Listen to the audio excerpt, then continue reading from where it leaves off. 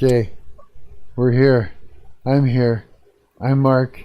I'm your parasocial friend on the internet. Yeah, and it's fucking hot in here. I am like dying right now. Me and my buddy Diljen. Say hi, Diljen. Yo, We're all hanging out here on Discord, and he's showing me his game that he's been working on, um, and which is looking really fucking killer. I gotta say. Here, where did it go? I have to like go back into it again. Okay, hang on. I'm gonna put the. Oh shit. Give me a minute. should keep you signed in. Well, I couldn't. Oh, like that? You mean like I had to close it? Is what I meant because I had Oh, to get things set up, and it was just like another thing that was open while I was doing that, and that would have fucked me up. So what I'm gonna yeah. do though is I'm gonna pop that. What's interesting is that you don't, once you're signed in, you can just go to infinitevoid.xyz/play, and you don't even have to click the enter button. You just jump into the game. Here we go. Just like this. You hit enter the void. Yes, allow the mic. There. There. I am here. Yes. So this is the game that Diljen's been working on. Give it a moment to load. Takes a minute. There we go, Yeah, yeah. what I notice is like it loads these textures, but it won't load the grass textures. It loads these first, but it won't load these, and it takes a minute to load like generated blocks. Right. Just because there's a few more colors and they're a little more detail. Well, no, it seems to be storing the textures for the texture pack that I added differently than it's doing for the generated blocks. Oh really? Yeah. Hmm.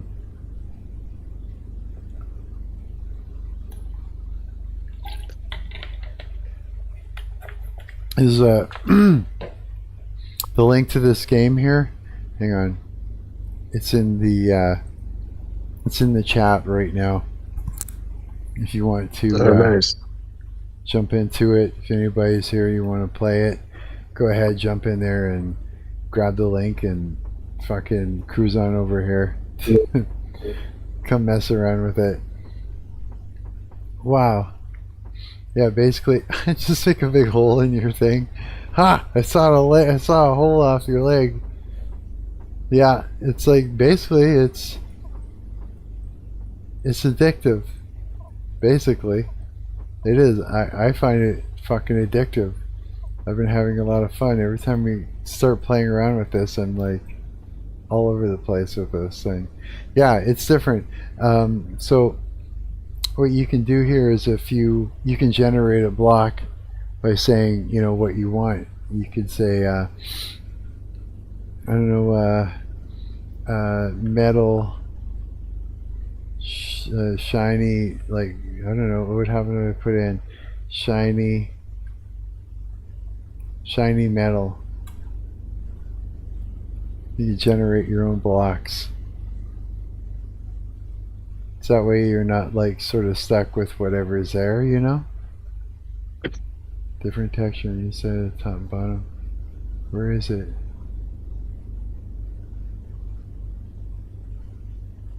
Did it not give you the Oh, block? there you go. Say granted. Okay, where is it now? I gotta find it. Oh, Since your hotbar is full, if you move some stuff out of your hotbar, it'll just put it there. you're right. It's right here. It's already there. Okay, let me try this. Um, there. That's my shiny metal.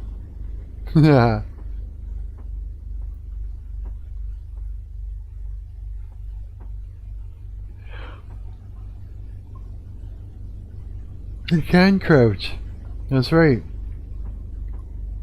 Yeah, yeah. This is cool. So we're just gonna sit and fucking play this because it's hot as fuck. And I I was going through my games folder again. Not my games folder, but through my old game dev videos folder. And I was having a look at those videos, and I looked like, because I wasn't very healthy. I was vaping constantly. I was smoking weed constantly, and my entire face was like drooping, like it was so bad. I didn't even look like myself. Yeah, it wasn't even worth it. It's not even worth it to like repost those videos. And these are ones that I had a lot of videos in there, but I removed them all. Yeah. You're a drooper, huh? Oh yeah. My face was drooping. Yeah, it wasn't good. I was not healthy at all. Hell no. You don't want to be a drooper. If you press escape and then go to the settings, you can turn on full screen, but you have to press the X instead of escape to go back. Okay. X. X doesn't do anything. In the top right? Oh, that X. Sorry. I'm like pressing buttons. Oh, look at that. Fuck yeah, dude. That's awesome. I was trying to get today I was playing around with Lovable, and I was trying to, oh yeah, so you can't build on anything else. Can't mine on anybody else's property. But the unclaimed ones you can mine on, like the tan. Oh yeah, okay. But the pink one you can't, because that's yours, right? Yeah, I claim that one. That's cool.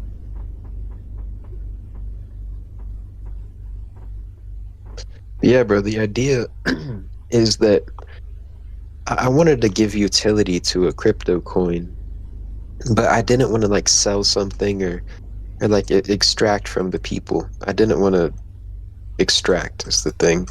So how else do you give something utility? I don't really fucking know. But right. The idea is that you burn coins and you hold coins to unlock features. So there's no buying anything. It's just I guess there is like the coin. You have to buy the coin, but it's not like there's in-game purchases. That's right. I see what you mean. That makes sense. Yeah, I like the idea. I really do. Here we go. Now I'm gonna get all addicted into this. It's beginning. It has started. It has begun.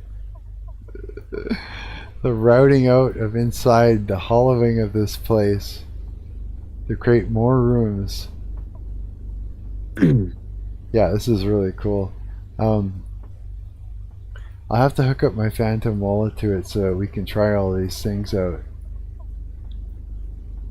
Yeah, bro. It should be super easy. You just have to press connect.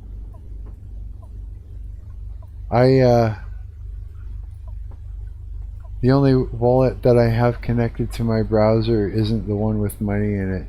It was that burner wallet that we made just so that we could try out that website you made where you flip a coin. So it's not a real, yeah. You don't need to have money in it. All it's doing is checking how much Voidium you're holding.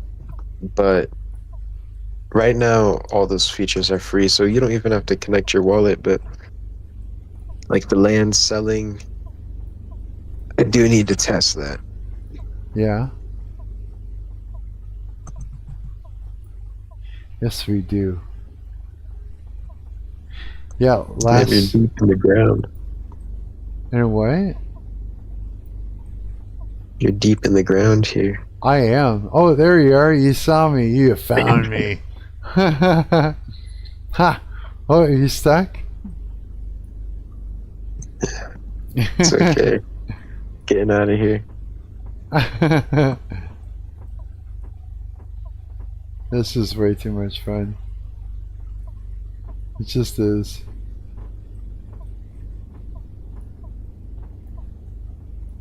Yeah, I'm glad you like it, bro. While you're playing, if you notice anything that you'd want to change or maybe a feature that would make just the gameplay better, Let you know? definitely. Sure. Yeah, for sure. Absolutely, dude. Coward! How's it going, buddy? Is that a new profile picture? Badass. Yeah. I just noticed that. I was like, you look different. You look different. It's so small, I compliment you on it, but I can't really tell what it looks like.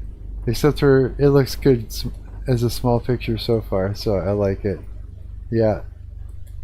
So did you do any game deving today? A whole bunch? Wow, I really made a hole. I traveled a long way. Holy cow.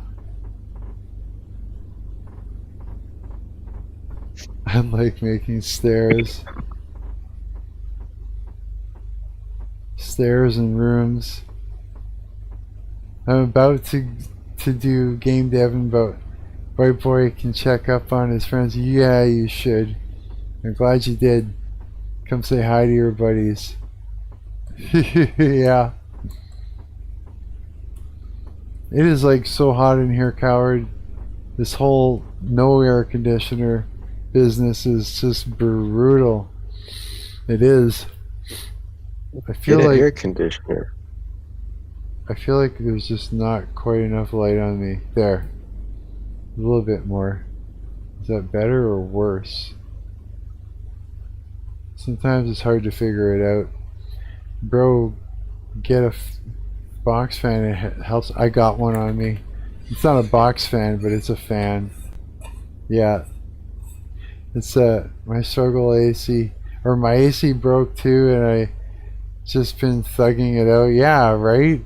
It's like that's basically what's been happening. Thugging it out like that. Yeah, like whether I got a fan or not, it's still pretty warm outside right now here in Winnipeg. Hello? Is that you, coward?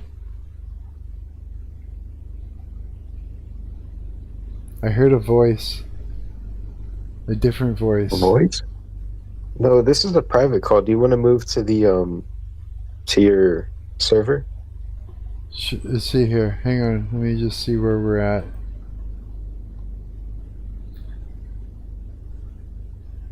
I guess, yeah, I guess we could do that. Let's do it. Alright, I'll meet you in there. Okay.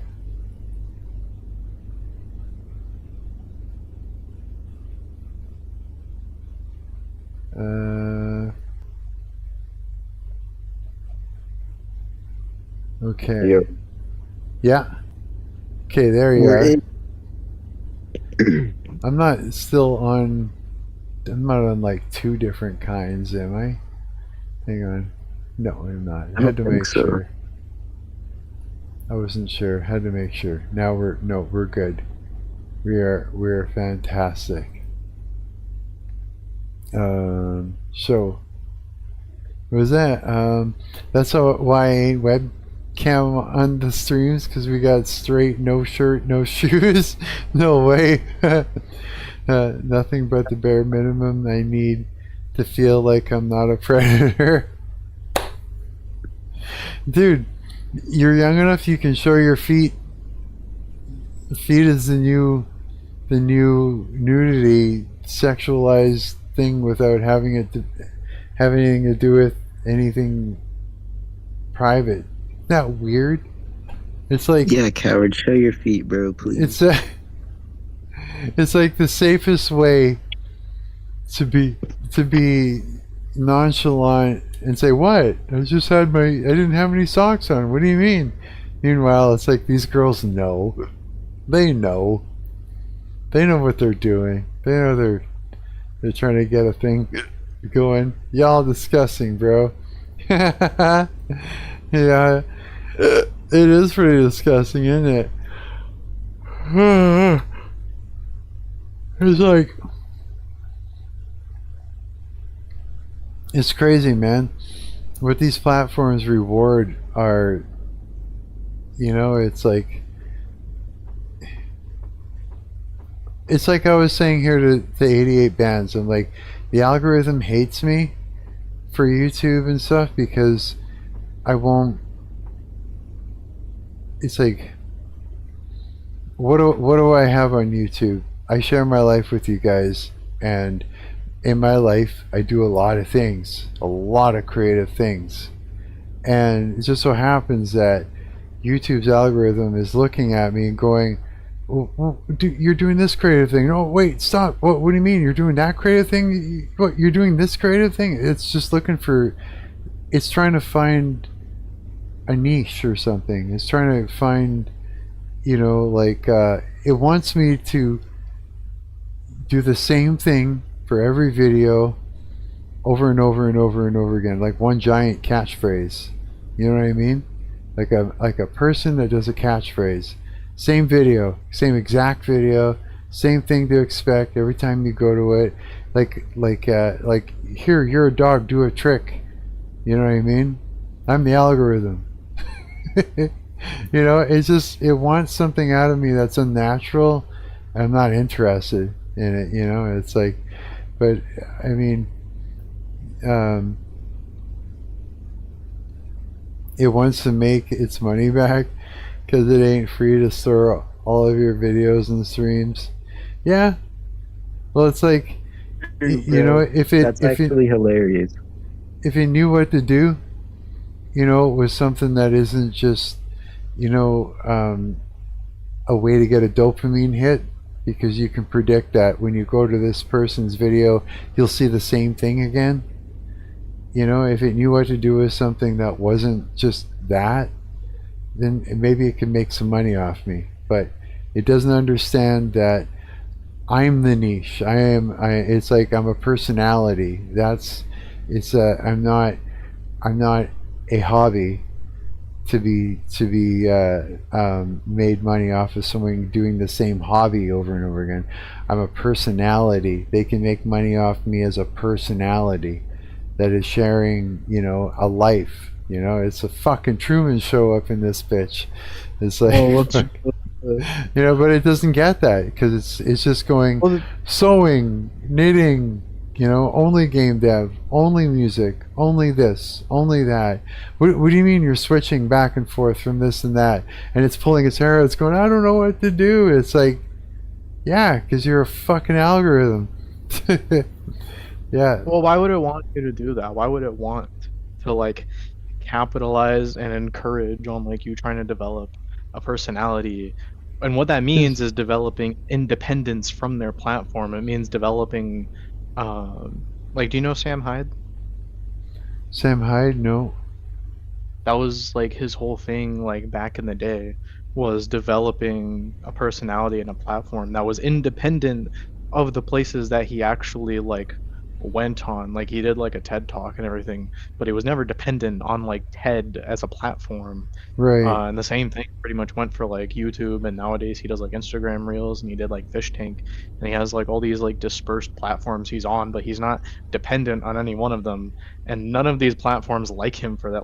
It's bad for their platform for you to be dependent on them. So of course they're not going to encourage you to develop this to have people you don't want people to care about you. I say you, I mean YouTube.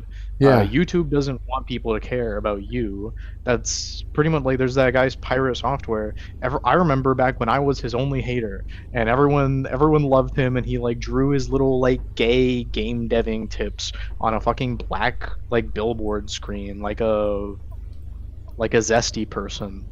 Oh, really? And then he made one mistake, and now everyone hates him, and now I have to be mad not just at him now, but now I also have to be mad at his haters who hate him for all the wrong reasons. Oh shit, no way. And it's because his niche was like game deving in his Yeah. niche. He like did this niche thing, and he was immediately abandoned once that niche was like betrayed in any kind of way, and he was able to be discarded. Whereas, you know, like Jonathan Blow's been around for a really long time. He's not really like dependent on his like social platform, but he maintains a social platform. And even though he's like said things that people hate, like people keep coming back to, like a lot of the people that watch his live streams aren't even like programmers, which No. I mean, They're those just- people, I don't know what those people are doing with their lives, but It's just people, he period, is- right? yeah, he's an independent personality, independent of what like he's being advertised as. Same thing pretty Right. much applied for Terry. Like most of the people that LARP Terry Davis have no fucking clue what this guy was or anything that he did. All they know is TempleOS is it's really hard to make an operating system, guys. We should be impressed. He's actually really cool. Did you know he's based? Did you know Terry's a Christian and he's based? And it's like they don't even know that Terry thought that he had a fucking space alien, like. A space alien? Yeah, like I don't like I fuck with Terry Davis, but I'm not gonna pretend that he was like a super good Christian. He like followed in a tradition. He was like a set of atheist, but Really, eh? I mean most of the people that are like quote unquote fans of him both were not around at the time that he was around, and are like just don't know the information. They don't like they're pretty much lying. Wow. Yeah, it's I like watched a lot of Terry Davis. I watched like all of his videos that he recorded while he was out homeless. And I fuck with Terry as like a person, bro. His beliefs are out there, but I think everyone just pretends like they know what's going on. right. Right, and like they think his like because everyone like talks about like, oh like CIA schizo, but like okay, what did Terry do that was schizophrenic? And 90% of people you ask that question, they're gonna say, oh, because he thought he had a space alien and he was like talking to God or whatever, and he made an operating system that was so schizophrenic.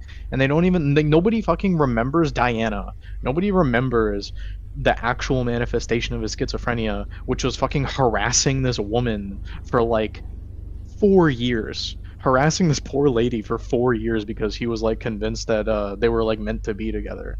And Really? that was how it like schizophrenia actually manifested, and that's how schizophrenia actually like happened. Like I was talking about this the other day, that like I would really like for schizophrenic people to like lose their PR, because I'm sick of schizophrenic people like being seen as cool when every single schizophrenic person I've ever met is the most annoying asshole ever. There's zero exceptions. Really, eh? Yeah, I haven't. I like I said, I met one schizophrenic person once, and yeah, he was yeah. He was more of an acquaintance that I'd see once in a while. I would just pop by when I'd be on my porch hanging out. Here's someone in the neighborhood. He'd drop by. Hey, he'd sit and talk to me for a while. Yeah. Right. But that's it. I don't really know a lot of people with that. You've just found them like they're super annoying. It's like all the things people say about autistic people. It's like autism and schizophrenia are like reversed socially, and they should Really? be like re-reversed back to equilibrium. What's the Like autism is the thing that'll make you believe something that's like retarded, like schizophrenia, and schizophrenia is the thing that will make you like socially inept and like a burden on society. right? Like they're the complete opposite, but for some reason they're like switched and like mixed in a dumb way. Really, eh? Yeah, I don't know enough about it to to know. That's I mean, I'm kind of just hating, like. well, You are obviously, hating. obviously, We need to you lock know. up the autistic in concentration camps. You'll get Elon. Allegorically, like literally force these people to concentrate and like get their shit together.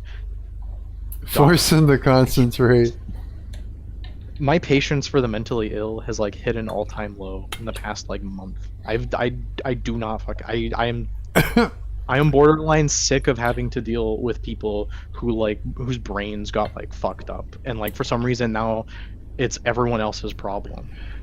You know, like insanity is a demon. It is. All these things, so. all these afflictions are. And if you, you know, if you can get somebody to like deliver that out of you, everything becomes normal again. Same thing with depression, just like even fear. You know, the spirit of fear. Like all these things. I think of it more as a sin than like a demon. I think that's the conflict. Is this a sin or is this a demon? Like if someone's mentally ill, are they mentally ill because they did something wrong and they deserve it? Well, if you open the door, it's like if you open the door, a demon gets in, right? It's like they sit and lurk, follow you around, and even provoke you to, like, say, you know, a demon of anger might follow you around and provoke you until you finally become angry. And when you become angry, you know, because they've irritated and provoked you throughout the day, as soon as you become angry, then a door opens and they slide right in there. And now you're getting angry in a different way. Now it's something inside you that's working through you. You know what I mean? It's like they're always lurking around like a prowling lion, just fucking ready, just, you know, ready to either create a doorway or wait for one to open. You know, I mean, it is charitable of you to I don't know. I guess just be a little more charitable to this. You're like, no, it's not their fault. It's a demon. Well, it's not. I guess I'm not as nice.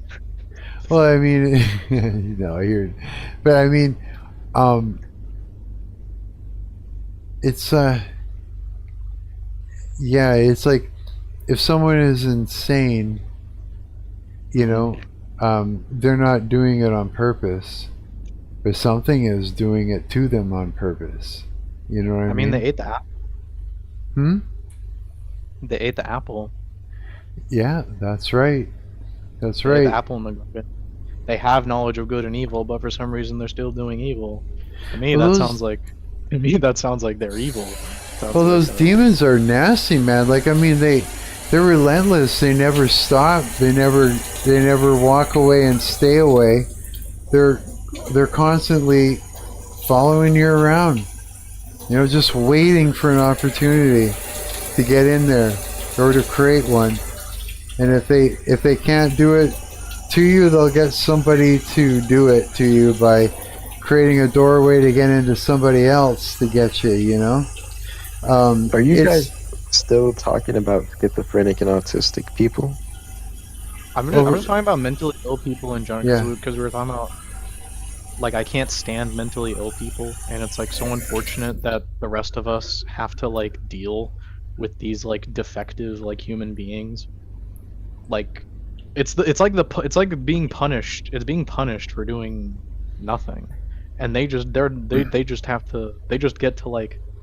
Yeah, like here's the thing. What do you mean? Like, what's like, an example of this throughout your daily life? Like, where they're not the people that are the people that are crazy. You know, they're suffering.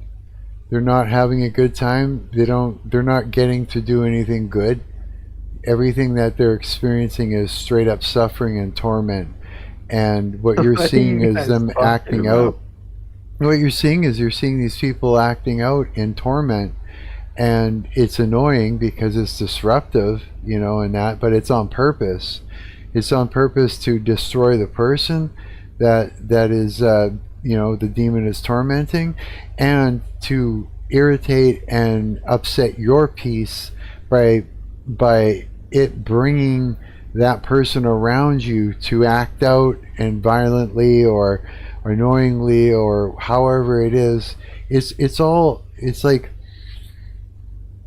it is not fun that we're constantly surrounded by demonic, dark principalities that is trying to rip us apart at every moment in any way possible.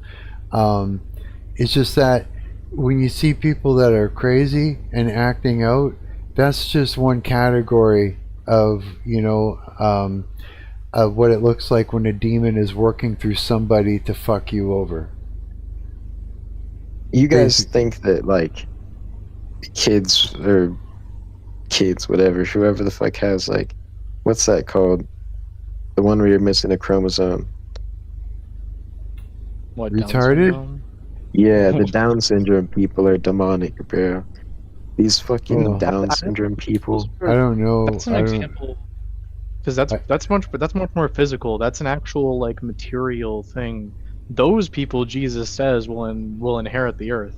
Those are the people who will have the kingdom of heaven. Or you just mean like people who are making bad decisions.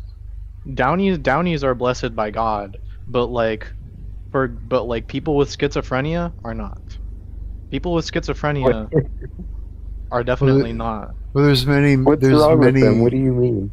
There's many psychological disorders too. You know what I mean?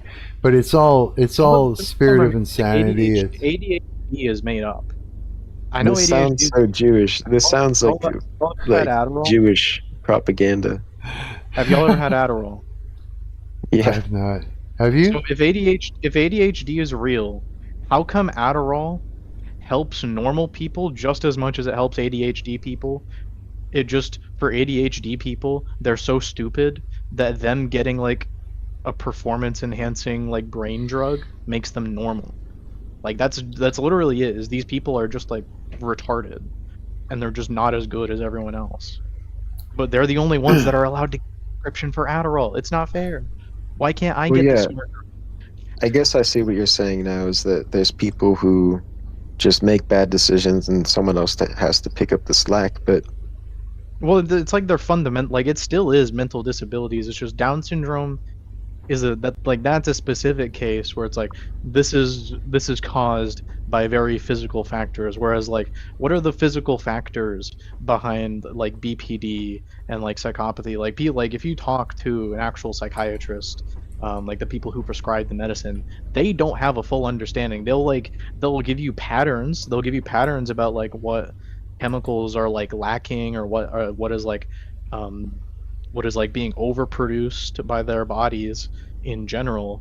But these are not causes. These are symptoms. Mm-hmm. They like the causes are still not understood. Whereas for Down syndrome, the cause is understood.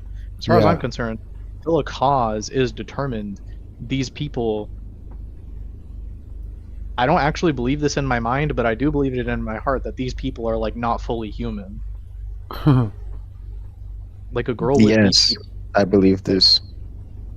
As much as I would like to show kindness to people with BPD, and as much as I think they get a bad rap, my heart tells me that that's not like a human being that I can treat as an equal. It's because there's something working through them, bro. What's BPD, coward? Borderline personality disorder. You know, What does it do to you?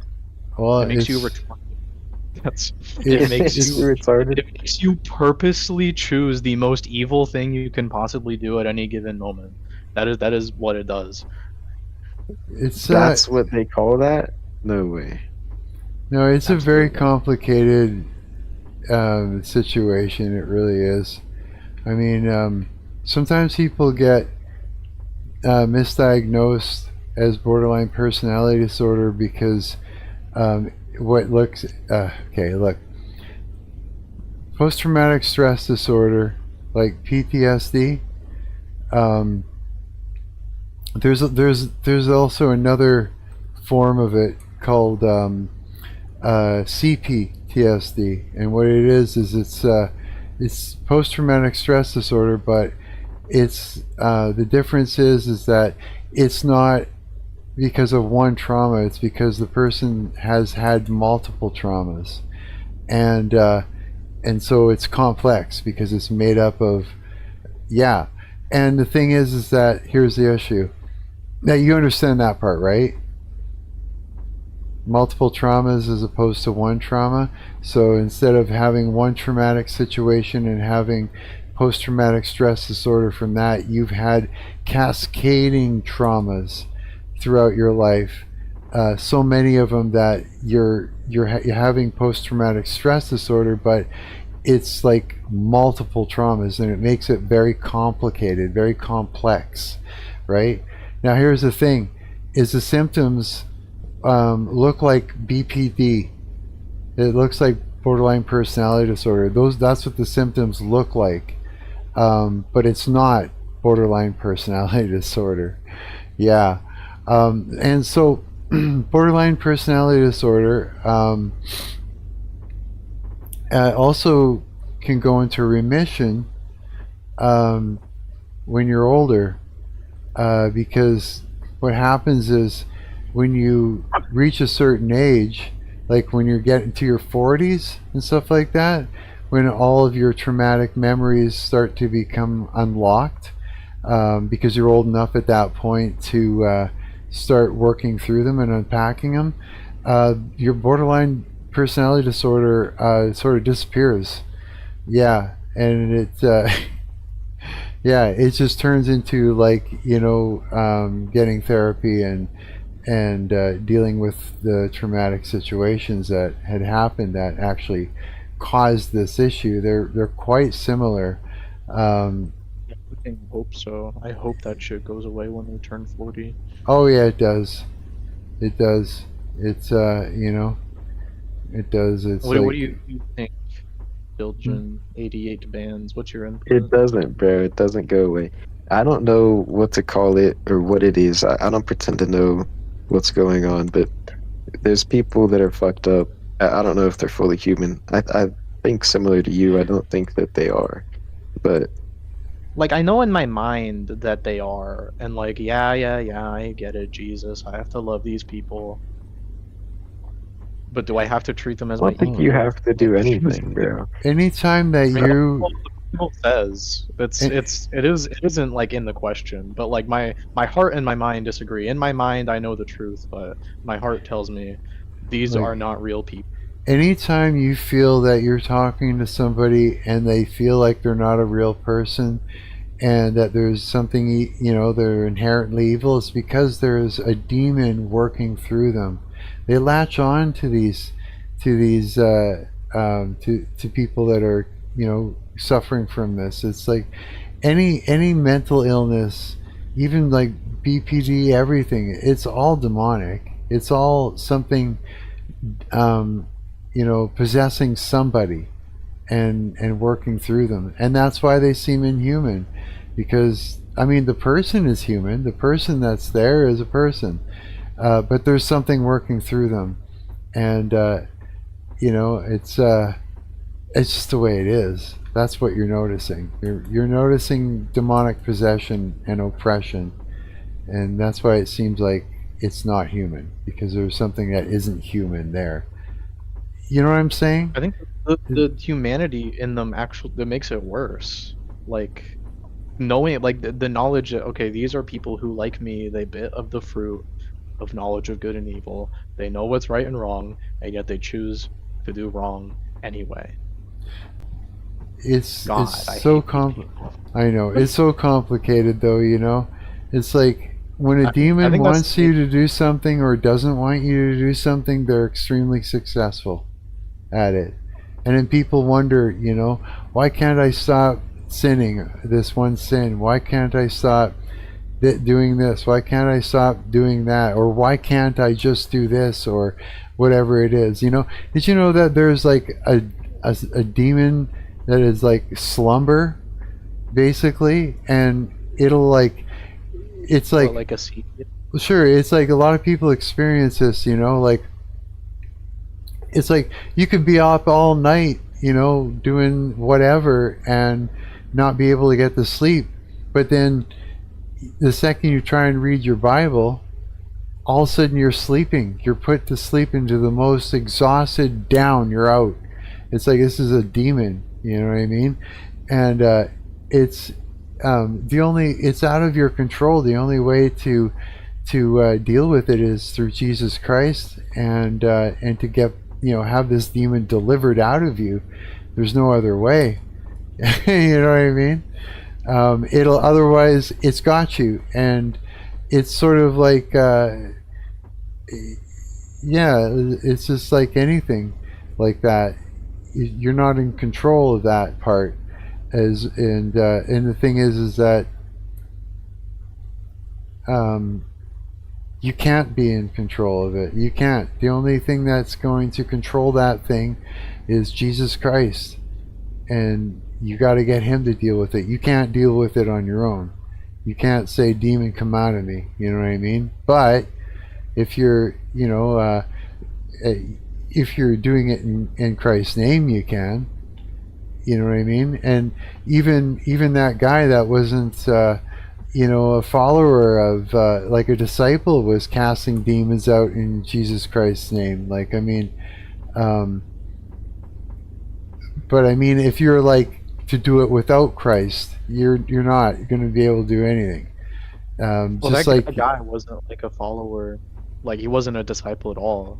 Yeah. And that's like what John. That was John's problem with him. John was like, bro, Jesus, he's not in our group. What's he doing? But he was one of his followers. It's just that it's just in a different, but not. I know what you mean, though. But this is what I'm saying.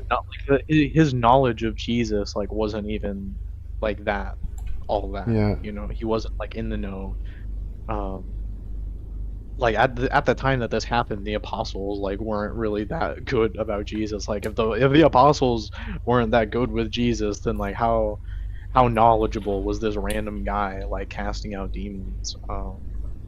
Yeah. It's like, isn't that wild? It's Jesus was fine. He didn't have to know everything. He just had to know that. He just knew Jesus. There's no knowledge requirement. No. That's kind of something I don't get. Is there's a thing people talk about, well, if you say you believe in Jesus Christ, but you believe Jesus is a tomato, then you don't really believe in Jesus. And it sounds like it's oh yeah, I guess you do need knowledge, but does that just mean people with Down syndrome go to hell? Despite what the Bible says about retards and how they definitely don't go to hell? It's like this. It's like do you have to comprehend Jesus to submit to him? I don't think so. I think that you need salvation, right? Period. I think that is salvation. Yeah, I think you need it. Period. I think, and then after that, you're good. Now that's what these people are saying is in order to have, because the only detail that Scripture makes very clear, everything else is secondary and it's whatever, and it doesn't even matter. The only thing that Scripture is very, very clear about is salvation. Yeah. The entire Bible is about salvation, and it will teach you everything that it teaches you that is not about salvation is on accident. And it's salvation comes when you confess submission to Jesus Christ and you repent. And it doesn't say submit to Jesus Christ and also know 85% who Jesus Christ is and what he is exactly. Yeah. Right? It's yeah, it's well, where did you hear about the Mongoloids going to heaven just because they're Mongoloids and inheriting the earth? Is it because they're meek? Yeah, it's the meek will inherit the earth. It's in the book of Luke. I can find it.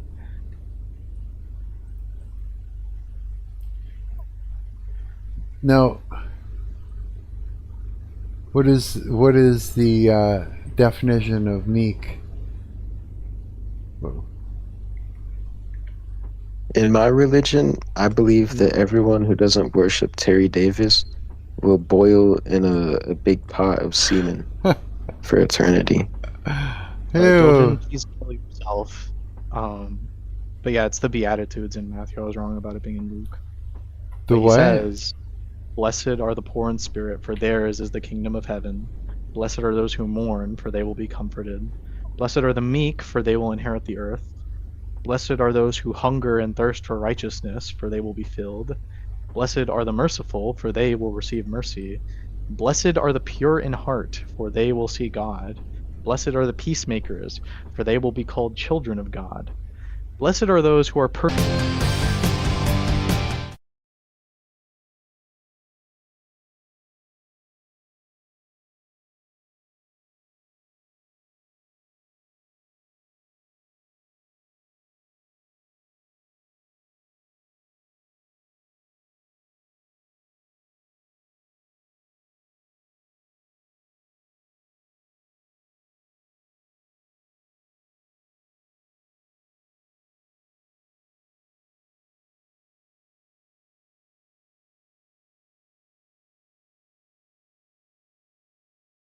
Hang on.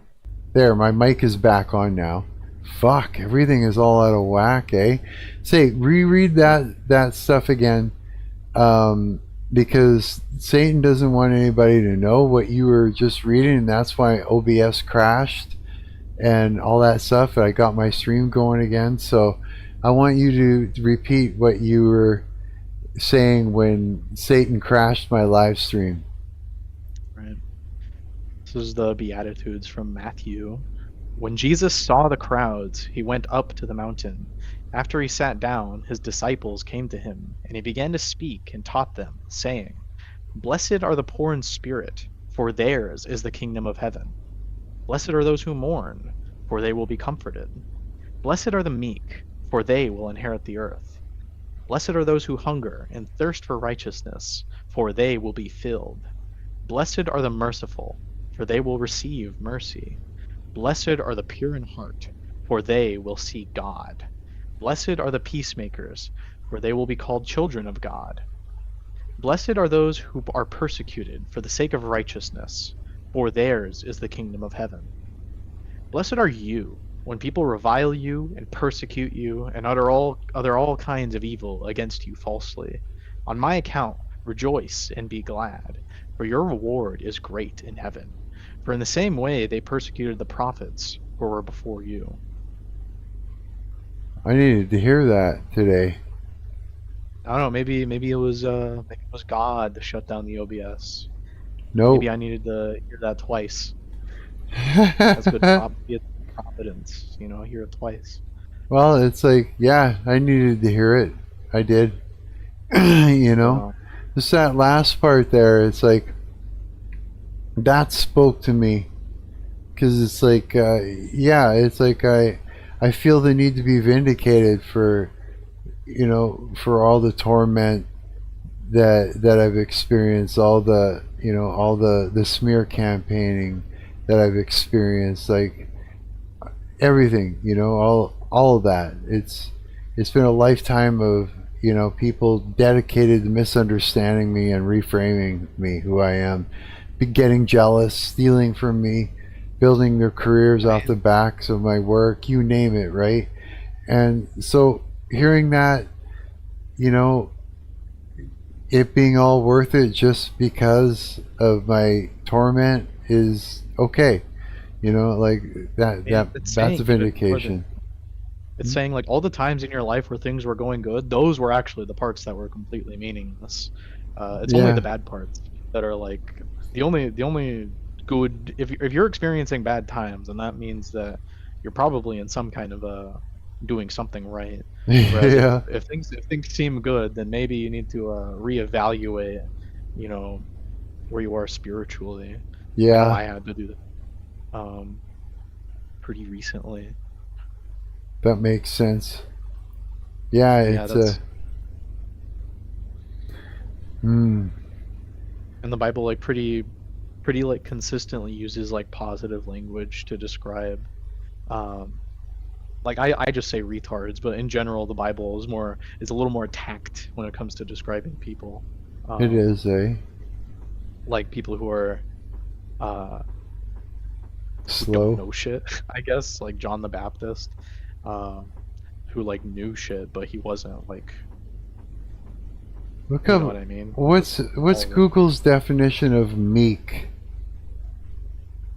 The definition of meek is like nowadays meek kind of means like nerd, but like back when the King James version of the Bible was written, meek had a different meaning. Like these words have changed meaning over time. Right. Why it's kind of silly to like stick to one translation because none of them are going to get it completely right. But No. That makes sense. Yeah. So like the back. biggest one to understand, like the King James version, the only reason that one is so important is because it's unique as a translation, because all of the English language kind of got filtered through that version of the Bible. Like people in the English speaking world learned to write and learn to speak, to read the King James Bible, to talk about the King James Bible. It's been Oh. extremely influential in our language. And you, like, before you ever cared about this stuff at all, you were referencing the King James Bible and you didn't even know it. You still reference the King James Bible all the time and you don't even know it. Like, you don't even know how strongly this book has influenced, like, the language that you're speaking. Really, eh? Oh shit. Yeah, like it's not I wouldn't it's not inaccurate at all. Like obviously English existed before the King James Bible existed. But it's kind of like all of English got put through like a bottleneck of the King James Bible. And that's why like, do you know anyone that speaks like French or Spanish or like, you know, another European language? My father did. Yeah. They don't have a hard time reading like old French and old Spanish and old, you know, whatever, because they're not that different. Like there's some Germanic languages where it's like you can go back like 1,000 years and they'll still like kind of be able to read it, and like they'll go like, oh, this is kind of like Icelandic or something. Like that's how a lot of like Swedish and Norwegian is like Icelandic is just like old sounding. Oh really? But for English, like there's like a kind of hard cutoff in like sometime in like the 1300s, you know, around the time people started translating the Bible into English. And it's like past that point, it's like, huh, what is going on? Like we do not have a good understanding of English pre like King James Bible. Like it deteriorates pretty quickly. It does, eh? Yeah, like Never- look at old English and like let me just get an image. Sure.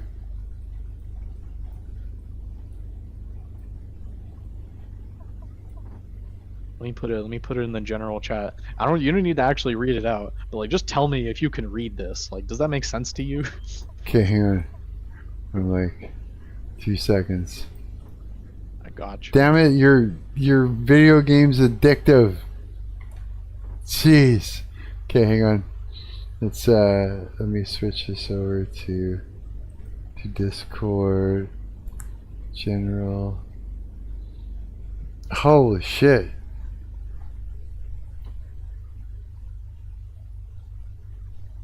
What?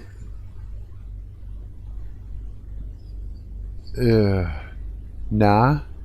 It's not very. Yeah, it doesn't Nah, really do nah, very well. is it nah Mesop the zine Ped That's not Siniza P. That letter at the beginning there, that makes a TH sound. The like P that's really long, that makes a Feed? TH sound. That's a letter we don't have anymore. Huh. That's an entire letter that we got rid of because it wasn't. Wow. You know, I don't. A P with a thing is a TH. Right. Sin is that a Z that looks like a Z and a G all at the same time, like Dazoon? What is this? Yom? What is this? This is English or French? That's English. That's old English. What the hell? Bro. But like What? about Meek, because you were asking about Meek, Yeah. because like I say Meek, like you think of like a nerd probably, but like the old understanding of Meek was that it meant somebody who how to put someone who was like ineffectiveness is the same thing. It's someone who's like mild, you know what I mean, and isn't like I don't know. Like ever seen Breaking Bad? Oh yeah, barely remember it though. Like Walter in the first episode is very meek. That's kind of what. But the old there's in the old definition from the King James Bible, the understanding of that word was that the person is like very mild mannered and whatnot, but like they could not be. They're they're like that by choice. Right. Whereas nowadays we assume that it is like genetic. That's a whole other can of worms. Genes are not real, by the way. Genes aren't we have real? No, we have a modern obsession with genetics that's just like completely baseless, and it came from the Catholic Church. But that's I sound insane saying that, but it's 100% defensible and true. So now we assume when we say meek, like there's very little like it's not considered like a mimetic thing. It's considered a genetic thing, and that's how we treat a lot of things. Really? Like in the English-speaking world, yeah, we've been like completely like psyoped. No shit. I was sitting here watching. I was sitting there watching Instagram last night.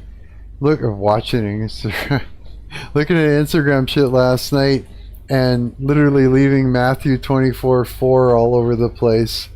Just like commenting everything. I just kept commenting that same thing, because that's all I saw was just like psyop type stuff.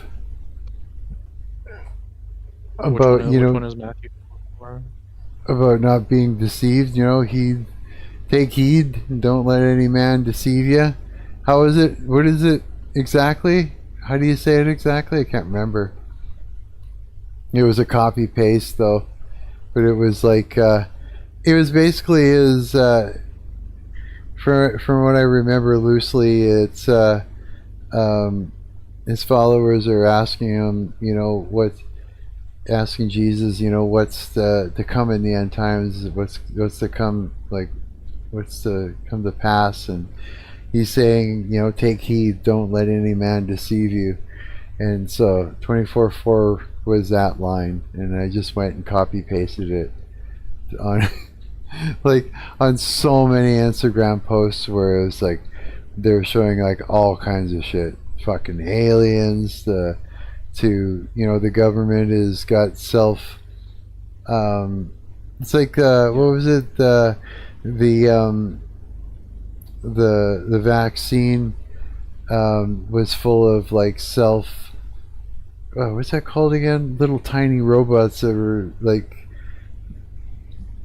come together and build themselves together. The fuck's the word again?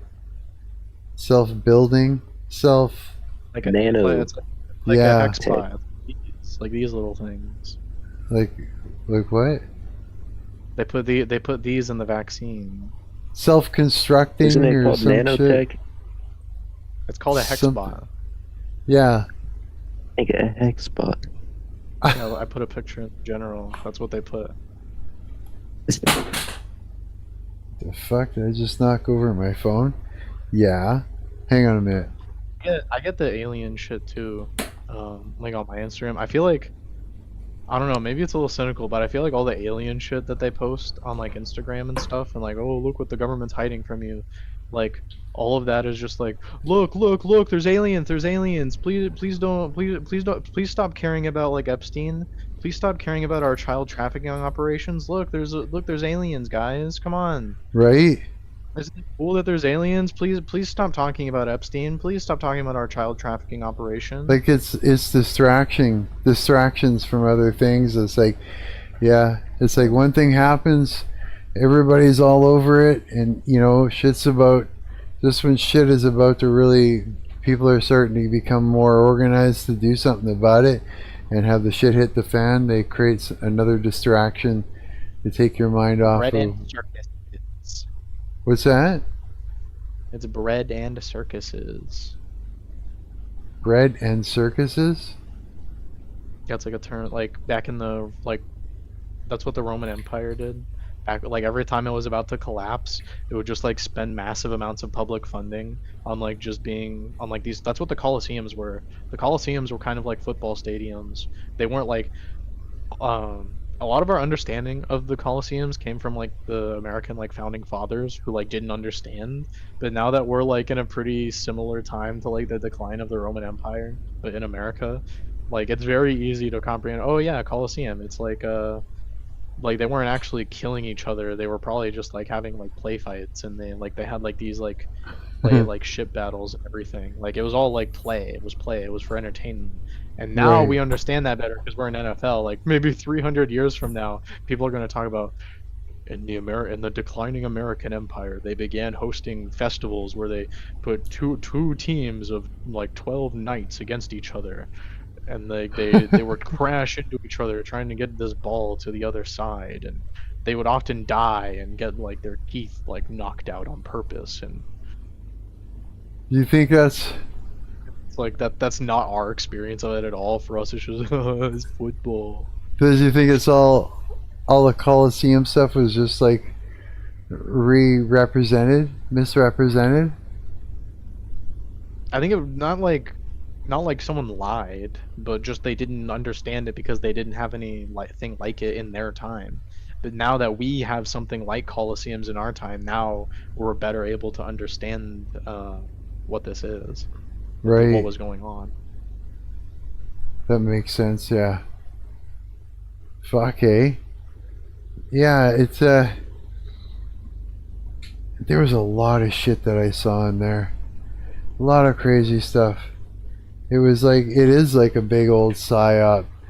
And CERN and all the timeline adjustments, the Mandela effect.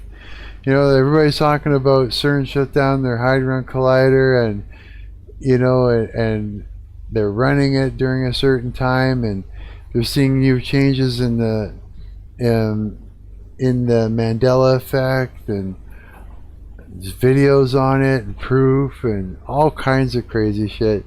And it's just like, yeah, it's like Matthew 24:4 is just paste, and all of these things. I'm just like, fuck. I'm just like, yeah, and it was reminding me of the same thing. Don't let any man deceive you either, Mark. It's like, holy shit. Yeah, it's just Whoever came up with the idea of time travel, I want to like put them in a chair and like, I don't know, like lift up their fingernails all at once or something. Like it is the most like satanic concept to ever like enter the zeitgeist. it is, right? Like Rowan. the idea that you can Hi. travel in time, so satanic. Oh yeah, it is. All these things What do you are. mean, bro? You guys, I love the whole Christian thing. I don't necessarily identify with any traditional religions, but like these things, like these boundaries that you set, like who's to say that you can't do anything? Like, can you prove that we aren't in a video game? We don't know if anything matters, or Yeah. What does it change if you're in a video game or if you're not? What actually changes? then Does God stop being real if you're in a video game? well, I guess God would be the creator or whatever. No, what I'm saying is like time travel. Time travel is not demonic, bro. We live in 4 dimensions. Why not try to travel the time? Okay, I'll What's tell wrong you with why. that? I'll tell you why. That It's is the totally same thing as this. Let me explain. The same thing as this, okay? It's like God created the universe. The universe, you can if you decide that you're not going to let God create your reality for you and trust in the things that He has planned for you, and trust in the opportunities that He has ready for you, and all the things, you know, and His plan for you. What you could do is not follow Him, and you can manipulate the universe yourself to manifest the things that you think you want. But it's not going to work out for you because you don't know what is good for you. It's like you haven't No, had bro, enough I don't- experiences to I don't know. believe that. If But there here's is the a thing. God, if Here's there the is a thing. God, he doesn't allow anything that happens is is his. He's allowing that to happen. If there's some that- guy who's manipulating time, God Well, wants him to do that. Listen, I see that. God- That does make sense.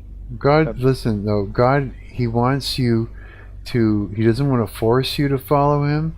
He doesn't, just like you don't want to force some girl to fall in love with you. You know what I mean?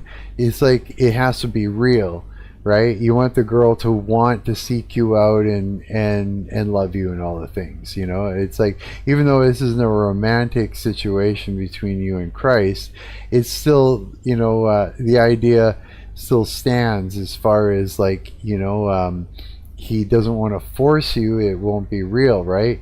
And so because of this, you've got free will, and that means you've got free will to sin. You got free will to go to turn against Him, you know, and you can manipulate things within the world. But whenever you do, you're working with demons in order to make those things come to fruition, and it's all a trick. Anyways, you never really get the thing that you're trying to make happen, and it may seem like you do, but it's still a trick. And as soon as you've got it, all of a sudden something disastrous happens, and really bad things start happening as basically as payment that they're taking from you. Anything that you think that you can do without God is you're working through demons. See, it's like this: you were born into a war zone, a spiritual war zone that you cannot see, and that's where you are. That's the thing you have to understand, is where you are, right? You're in a war zone full of demonic entities, the dark principalities that you can't see, that are around you all the time, trying to destroy you, trying to destroy your happiness, your peace, your finances, anything, your love, your families, your well-being, your physical health, trying to make you crazy, trying to destroy you because they hate you. That's where you are. So you don't have time to really go, oh, I think I'd like to manipulate the universe and make it worse for myself, you know, and do this thing that the devil has told me that I can do, called time travel, which is just an idea that has been yapped into our heads. You know what I mean? That we're, you know, to convince us that it's something that we should even bother doing. But it's like, it is outside of what God's plan is. He's letting it happen because He's giving you free will, because He wants you to love Him for real. He wants you to choose Him because you want to choose Him, not because you have to, right? And so He's going to allow you to fall into the hands of Satan. He's going to allow you to be manipulated by demons and to give them, you know, free reign over you, and to do all the wrong things, and to go through demonic means in order to manipulate the universe and manifest things into your life and all that. You know what I mean? He's going to let it all happen. Mark. Yeah. You see what I mean? I see what you're saying. Yeah. I don't like the labels, though. The labels, the demonic, this is satanic, these are but demons. It is. It is. I know you don't like it, but it, you know, it's like, it's, the thing is that it's uncomfortable, you know, to know the reality is exactly that. And a lot of people want to know the reality, bro. Yeah, we do. When you get in a hot air balloon, when you get in an airplane and you go in the sky, you know you're manipulating time. As far as we know, that's being close not actually true, but I see where you're not wrong about the idea of like providence, that if something happens, it either was forced to happen by God or it was going to happen anyway and God allowed it to pass. That's like, I don't know, you're saying you don't follow a traditional like religion, but you sound pretty Presbyterian to me. No. If there is a God, I don't know for sure if there is, but I think it's likely. If there is, I believe that it's probably He wouldn't allow anything to happen that He doesn't really want to happen, or He kind of just created us and He walked away. Who knows what's going on? No, it's. But, yeah, I know. When you get, thing is, when you go we into do space, know. or you get in a plane, or you go up, when you're close to big things like the Earth, time moves slower because it has to move around these massive objects in space. So when you talk about manipulating the universe, me picking up this cup is manipulating the universe, Not in the or same me just way. moving around it. None of this is. That's I mean, true, but that's satanic. also not. That's But also not. That's not what's you're the talking problem. about. Yeah. Do you think you can go back in time? Because I don't actually agree with like what Mark was saying about time. My case for time travel being demonic is that it's not real, and that it physically cannot be real. What is the force by which by which time progresses?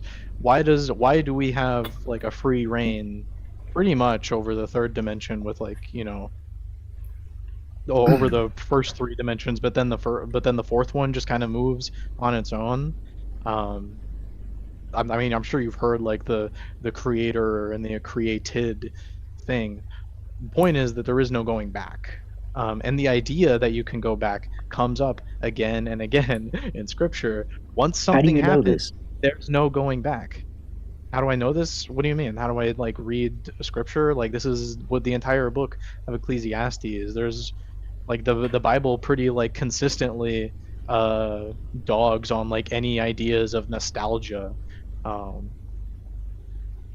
Yeah. the Bible makes condemnations of these things. Now, if you don't believe in the Bible, then you can make like a stronger case. Well, if time travel is possible, then we should do it. And if time travel does become possible, then then these things are sinful in their current state. In the state that it's not possible, this is absolutely demonic. But once the ability to travel back in time actually does happen, it stops being traveling back in time because time is still progressing. You still have a chronology to speak of, and it's not the same thing. It's like when people ask what would you do if you went back in time, you're asking like what mistakes would you correct, what what would you go back and change. It's like purely, it's masturbatory really. It's Yeah. Well, it's playing God. It's and you're not. You know what I mean? It just is. It's like like it's I get you don't it, believe in the it's Bible. I don't know. egotistical.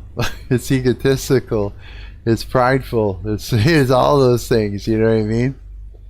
If you don't believe in the Bible, which is like understandable, like it's not that easy to believe in, but like given the context, given the prerequisite context, okay, I'm a Christian, I'm talking to Christians, or at least, you know, I'm talking to like a Christian and someone who like superficially like represents Christianity like culturally, you know, I don't think it's that unreasonable for me to like just take the Bible for granted and to say that these things are demonic, which there are like themes of in scripture. Huh. I mean, to say that something is demonic because it's like not possible, or I don't know. But Demonic who's to because say it's it's not demonic. possible? I mean, I clarified earlier. Once it becomes possible, it stops being the same thing. What's actually demonic here, when I say time travel is demonic, is because right now all time travel is a mind parasite. It's an idea. It's not an actual thing. This is not an actual thing in our current time. We don't speculate about the future because that's the Father's plan, and that's you know, no one will know the day or the hour. That's not just talking about you can't predict this specific event. It's talking Yeah. about this is a general condemnation of speculation in general, um, which includes market speculation, by the way. But I don't want to get into that. when you say that, it makes me feel like we're in like it is a game, like it's something that was created, and we gotta follow Why- these why are like you rules. you don't need What? to follow these rules to be saved. That's not what it is. You can be No. No, wrong not and be be saved, saved. but like there is no other option. You must follow the programming. Follow, I mean, you're the one who said you already believe that. You said that if God does exist, then you think that like nothing happens that he doesn't want, right?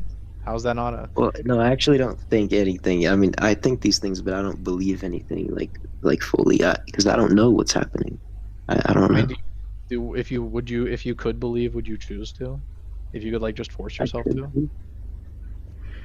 Faith is faith, right? No. It's like, I mean, oh well, then you don't believe, but you know I what don't believe faith? in What's the anything. definition of faith? When we talk about these Having faith. things that are unprovable, you can't prove them. Yeah, it's I've seen proof. what do you need proof I've for? seen lots of proof, but I mean, it's you know, it's like, yeah. See, here's the thing: is like, faith is faith, right? It's like having faith in something that you cannot, that you know. How can I explain it? Look up, what's the definition of faith, for starters? You know, What does when Google you- say? Faith. Faith. What were you talking about earlier? You were saying something It's a like, trust. what was it? What does it say? Like a trust Something fund. like the It's like manipulating time because we don't know it yet, or something about the not knowing, or whatever. The faith is the same thing. Like, I don't know what I'm trying to articulate here, but I know what you're saying. I don't. Not yet, Like- anyways, but I'll figure it out. If it's sinful to manipulate time because you're like encroaching on something that you don't know, then how is it not sinful to have faith? Because if you have faith, then you're also encroaching on something you don't know. Is that right? Is that like the, right, yeah. was that for me Well, or The words. Well, it's like, not really. I mean, look, like, taking things into your own hands, and out of God's hands, right? So, if God is supposed to manifest things in your life, and you decide to not allow Him to do that, and you manipulate energy, or you manipulate time, or you manipulate the universe to manifest things for you, you know, you're trying to take things into your own hand, right? Your own hands, and that's not good. It's not. I want to know from both of you, do you guys think that you can take things into your own hands? Or does God Yeah. have control over everything that Yeah, happens? but it's not. Here's the thing, though, is like, you can take a lot of these things into your own hands. We see it all the time in witchcraft and the New Age religion and that. But, you know, and you can manipulate the universe to give you things, but it comes at a cost, you know, and it's always bad. And, you know, and because again, too, it's like, in order to do that, you're working through demons in order to do it. That's why I keep coming back to saying your environment is full of demons, and they give you, they offer up these things to you. They offer power. They offer, you know, ways to manipulate the universe and manifest things in that, right? But it all comes at a cost, and they want to destroy you. So it's a trick to get a yes out of you, because they're legalistic, right? And if they can get you legally in the courts of heaven into a position, then they can own you, and then they could take it a step further and a step further, you know, and take you out is the idea. So knowing where you are is, you know, it changes everything, right? So you're not in would a you peaceful say that- place. Are you saying that, yes, free will exists, Yeah. but when you it's use not- it for bad, you're working with will demons, is not- or when you use it at all? Well, you work with if you're demons? trying to control the universe and your life in that manner, you know what I mean? You're taking, you know, the task out of God's hands, right? You have to, in order to manipulate all these things, is through demons. And you're surrounded by them. Like, this is your environment. Your environment isn't a peaceful place where you can actually explore it and science and all that stuff and everything. You're in a war zone you do you can't think- see. You What can't do you see. find, Howard? Listen, wait, let me finish. You're in a war zone that you can't see. It's not what you think it is, right? It's not just this peaceful place where you can do science, you could do experiments, you do all these things without being surrounded by demons who are working alongside with you. You know what I mean? They're constantly working alongside with you to try and trip you up, to provoke you to open a door for them to get in and ruin your life. You're not in a safe place. And because of that, it's not like the environment isn't what you think it is. You know what I mean?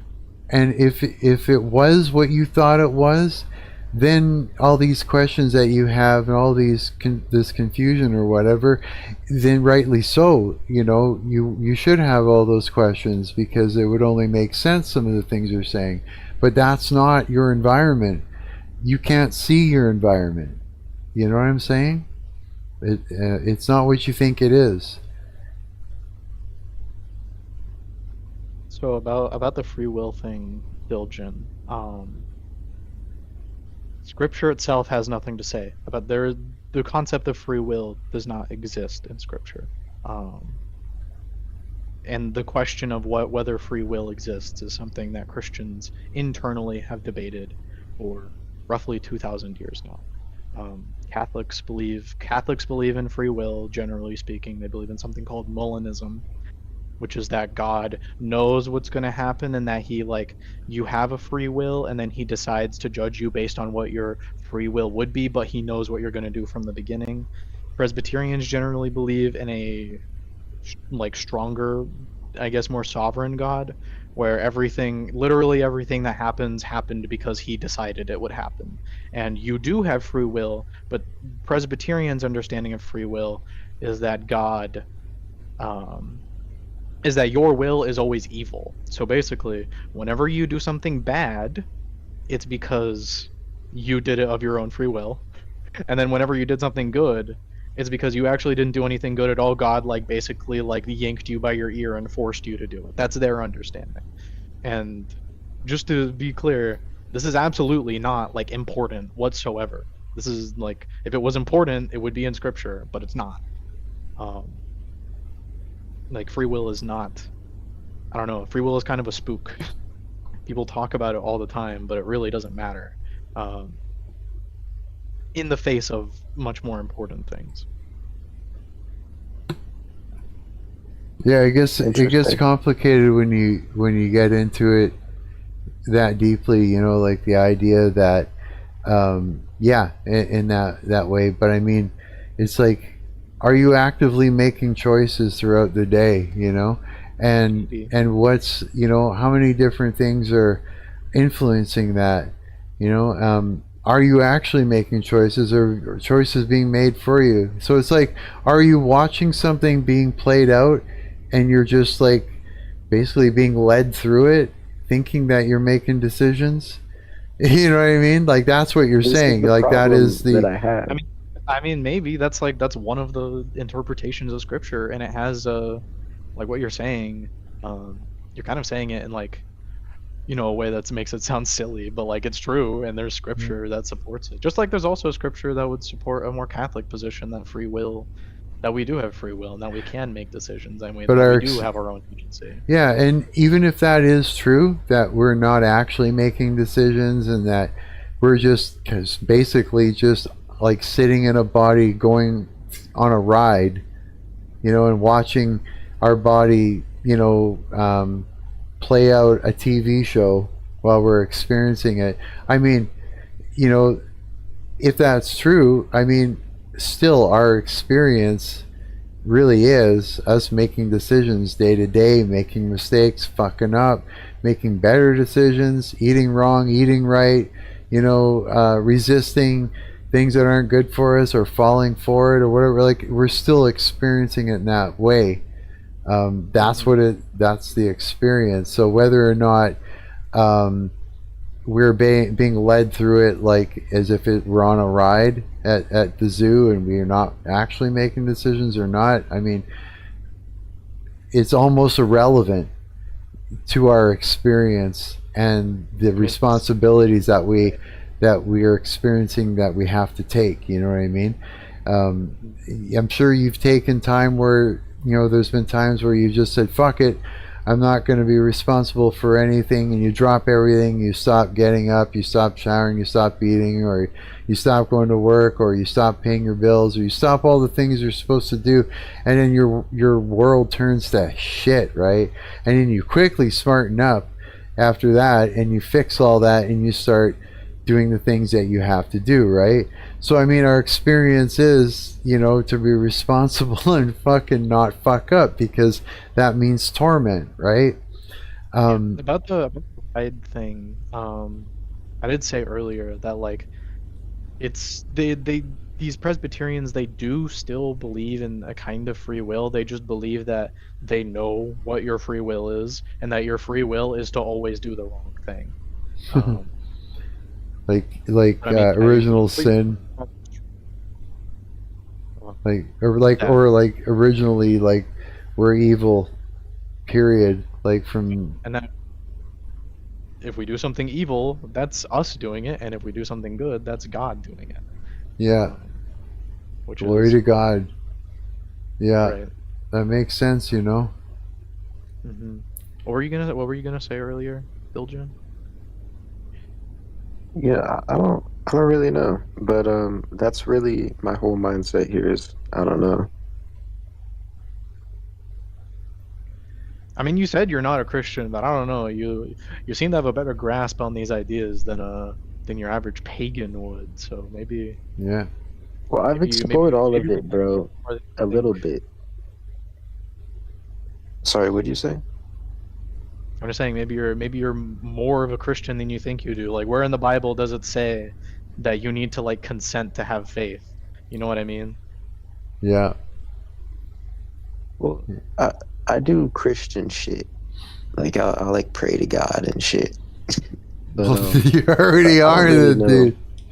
If you're praying to him, you know, here, it's like, yeah, that you're not going to ruin your life by believing that, you know, for sure God exists. And here's the thing: is like, this is where faith comes in. You know, it's, you can't be in a situation where you have to have faith if you know for sure.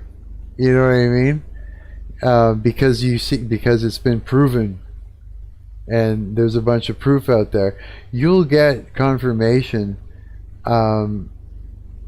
as you go. Like, things will start happening. Man.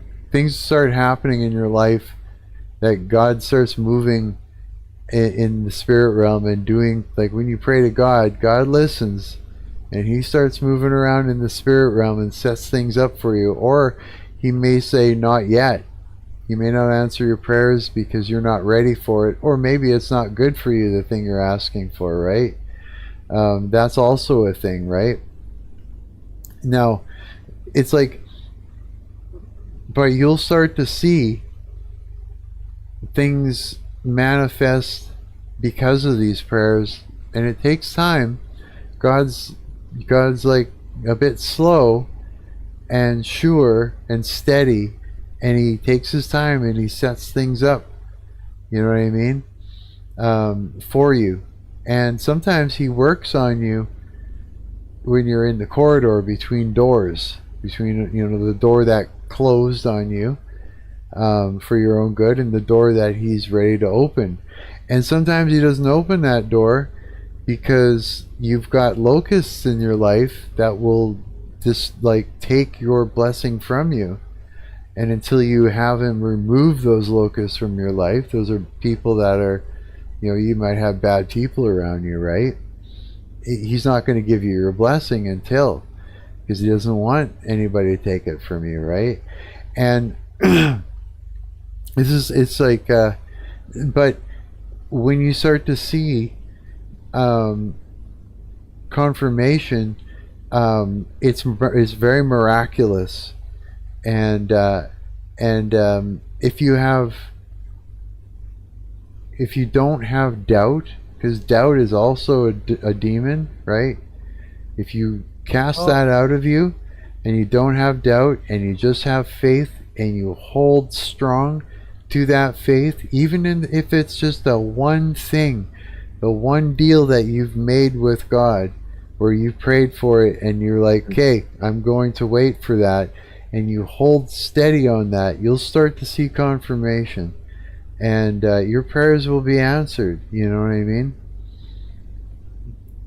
And the more it's just confirmation comes as you go, and when you get it, it's so mind-blowing that it is proof, you know. But you will always have demons that want to come in and ruin you, so they'll come and yap in your head, and they'll make you doubt, they'll make you fear, and they'll work on you in your mind. It's a war for the mind, right? Because where the mind follows, the body follows the mind, wherever the mind goes, right? And it's so it's about staying strong and having that faith and holding on to it and making the decision, saying, I am going to trust in you, God, fully. Here is all my worries, here's all my troubles, here's all my fears, all my problems. My finances, you handle it. My food, you take care of it. My bills, you take care of it. You know what I mean? And then hold strong, hold steady to it. Have that faith, keep with it. When something happens to create doubt, you cast that out. You know what I mean? And you stay strong and watch what happens. That's when life, I found that miraculous things would start happening, and as long as I stay strong and hold to it and not have any doubt, they continue to happen in those areas. So it's just sort of like one thing at a time. And these, when you see these things happen, it's proof. It's like God is who he says he is, and he proves himself over time. And but he'll also take time where he'll move away from you, so that way you can have time to build your faith. So if there's going to be a time period where he's always by your side, and then he'll step away for a little while and keep you praying. You know what I mean? So that way you can be stronger and start to have some faith in him and make that stronger. Because the reason why you want strength in your faith is because there's demons that will try to destroy your faith with doubt, right? And so if you need to be strong, it's sort of training, right? But then, within that time where he's still there, but he steps away from you, to strengthen that in that period of time, and then he comes in again, right? It's like he's trying to work on you from the inside side to make you strong in the spirit realm, to learn how to protect yourself, because you're always getting bombarded with these things, right? I mean, whether you believe in demons or not doesn't mean anything. They're there, and they still believe in you, and they're still going to mess with you. You know what I'm saying? Yeah. And so proof just starts to happen. As you start to see it, you can't unsee it. You can't explain it away. And you don't want to either. The demons want you to. They'll get in your head, and they'll take part of that, boy. They'll sit with you, and they'll come up with all kinds of ideas to try and throw you off course. So proof God exists is something that happens as you build a relationship with God. You'll start to see it.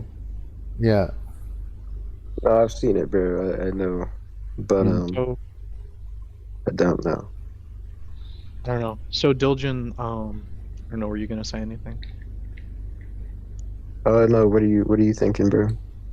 I was just gonna say, because it sounds to me like you're not really that concerned with like the the micro details, I guess, about how everything is. Sounds to me like what you're actually looking for is a finality and like an assurance that all these things are actually true.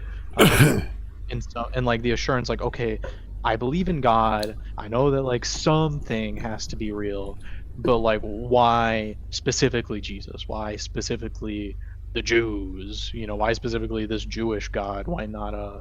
Why not like a more like Platonic God? Why not a God that's kind of just like not like real, but just like a consequence of things? Like it sounds to me like you want to believe in a more material, or you might say a more ethereal God. And I think the best thing I can do is tell you that you're never going to get that. You're never going to get finality or like a final like assurance because of like what we were talking about time. Time is incredibly important in both the Old and the New Testaments of Scripture. It's one of the things that makes Christianity unique compared to Judaism, compared to Islam, is the emphasis on time. Time is everything to Jesus. And the end times have not happened yet. We don't know everything yet. Yeah. And I think even like from a pagan perspective, um, a pagan would admit not everything is going to be known until everything happens.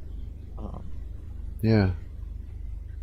and I'm not like trying to convert you here, but I am trying to like I guess just ease your mind a little bit that you're not going to get what you're looking for, and you kind of do have to like give up on this one thing. Yeah. You know, That's a a long good way time to ago, say it. a long time ago, I was deep into specifically Christianity. I had went through and I did research on a bunch of different things, but what I came back to is Jesus, I guess. And I was I was I was like a real believer for a while, and it got to the point where signs and coincidences became so like abundant that there was no way that these were coincidences. And I don't know, it got to a point where I asked God, I was like, this is too much, I don't even want to experience this. I feel like I'm going crazy. And it died down, and now I'm back where I was before, where I don't know. And I think Well, that is do you feel like would you still believe in God if no miracles happened? Like if you never experienced anything supernatural in your life, would you still like believe? I feel like if you need these things to happen to believe, then the faith isn't really real. Like Jesus, there's like a parable of Jesus, really a story that he tells, involving his apostles, that he like goes to a tree, and because the tree didn't bear good fruit, he like he cursed the tree, and then the tree never bore fruit again. um and the apostles rightfully were like wondering how the fuck he did this. And he told them they will do things that if they have a genuine faith, they will do even greater than that. um and I mentioned this to highlight Jesus was like not particularly impressed with his own material, physical, quote unquote miracles that everyone else seemed to like defy what's possible. Um, Jesus was much more interested in like the boring stuff. Jesus talks about finance a lot. Jesus talks about money a lot.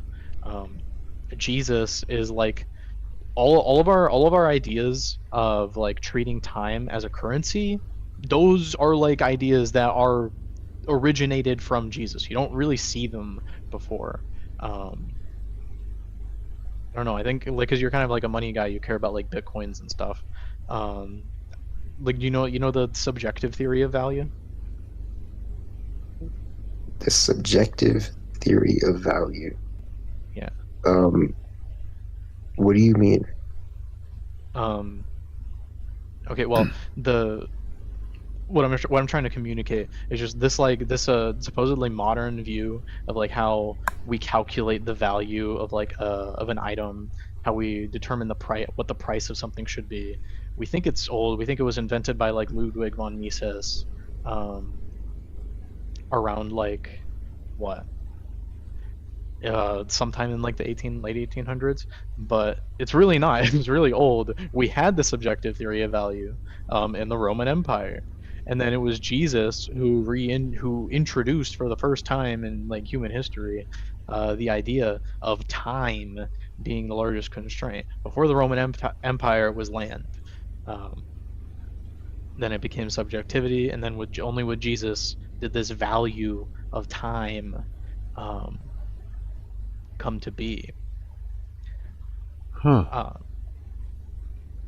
The larger point is that if the faith is dependent on these very material, very observed miracles, not like saying anyone's going to hell, but the faith is not complete. The faith is not as genuine as it could be. Blessed are, Jesus says himself, blessed are those who have not seen and yet still believe. Yeah. No, I've Right. seen, bro. What I'm saying is I've Right. seen, and I did really believe to the point where I thought I was going insane. Well, the And Pharisees saw too, didn't they? I'm not calling you a Pharisee, but seeing these things, what I'm trying to communicate is that seeing these things is actually completely inconsequential to like your faith. Of course, it's just speculation. I don't like know in your brain, but like the general pattern seems to be it doesn't really matter if you get like visions or you see miracles or you see demons or you see whatever happen. This is completely like a non-factor for how your faith should be. So like, you shouldn't be alarmed that you saw these things and yet you still have like doubts. um Jesus doubted the Father. Jesus doubted God. On the cross, Jesus had doubts. He said, "My God, why have you forsaken me?" I know Mark probably disagrees because he said the thing about like doubt being a demon, but Well, sure, and they can affect for me, Christians. You know. I think Jesus meant what he said when he said, "My God, why have you forsaken me?" Well, sure. You know, it's like when I say he does miraculous things, Mhm. I just mean that it's like, look, the way I see it is this: it's like I'm trying to have a relationship with God, you know, with Christ, and you know that means I'm trying to have conversation with him. I'm trying to bring my troubles to him. You know, if I got something on my mind and I'm trying to figure something out, or I know I'm being tormented by certain demons, you know, you know, I'm communicating with them, even if it feels parasocially, because it does feel like that. You know, he's not. It's not like, you know, I don't feel like he's, you know, I'm in a situation where all of a sudden I'm hearing his voice constantly, you know, like we're talking. It's not like that. So it does feel very parasocial, but you know, it's like I'm just trying to have a conversation with him all the time, out of a little bit like even feelings of desperation, you know what I mean, to be able to communicate with him. And the confirmation looks miraculous because it defies logic, a lot of the things that happen. um, but it's like I'm not needing a bunch of miracles to happen. It's not that it's miracles as okay, when I say that he does miraculous things that are like confirmation, I just mean that, you know, they're amazing. You know what I mean? And Right. they defy logic, some of the things that happen while I'm having this relationship with them and we're communicating, right? It's just things that happen that otherwise, you know, it doesn't make sense that it isn't something that God did, because it's defying things that, you know, defying logic, it's defying gravity, it's defying things that you think is normal in life. It makes you think, oh, okay, so it makes you realize that your reality is more than you think it is what I mean. You know what I'm saying?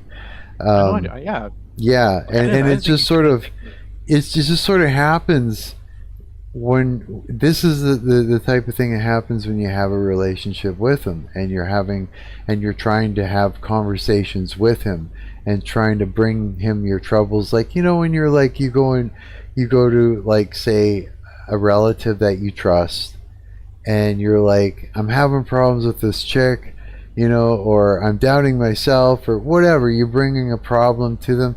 I do it like that. It's like, that's how that's what it's like.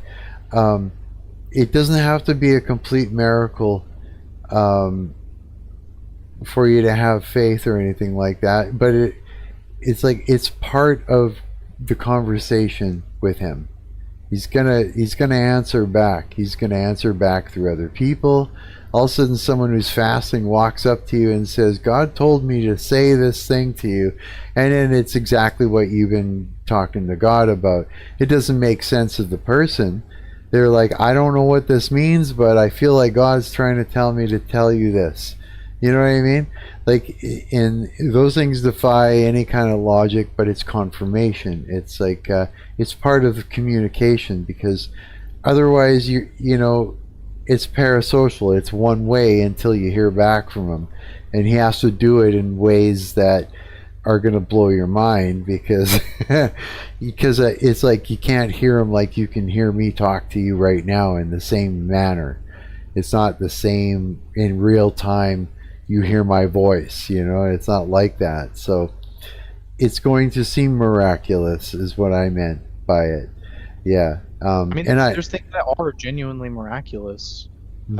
I think a lot of things that are like, a lot of the most genuine miracles are things that we kind of take for granted, and like, no, no, no, no, we think this is normal. Like, it doesn't even register to us Yeah. that this might be miraculous. Like, it just kind of Oh, passes yeah. by every That's day. true. Yeah. Because it's Like, like, we don't know where we are, right? Until you know. And so, yeah, I mean, like, that alone, mixed with not being able to see all that shit, right?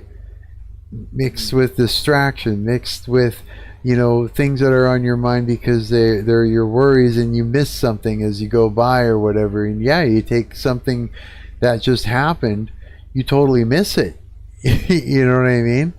Yeah, for sure. Um, what are you thinking, and yeah, Diljen? you would take it for granted. You might not even see that it just happened right next to you, even. Um, it just gets The really miracle. complicated. Yeah, it gets really complicated when you dig into it.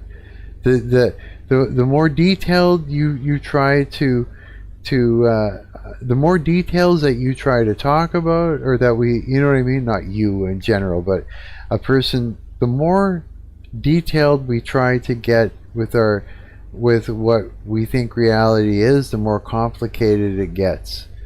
And and then it mixes it. That's where things can get confusing, because it's other things that we think are normal all of a sudden fall apart, or things that we're for sure about all of a sudden lose meaning because of something else. But it's sort of like a hazard, it's rather than a for sure, realization. You know what I mean?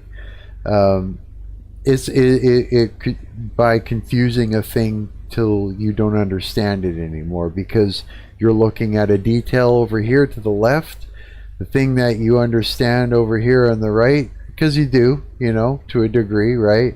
All of a sudden doesn't make sense where it should still hold that meaning. It's like a hazard because of the other thing, right?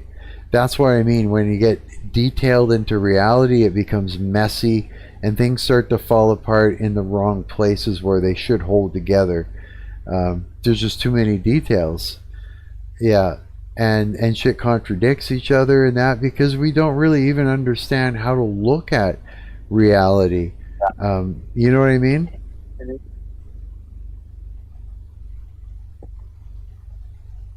Does that make sense?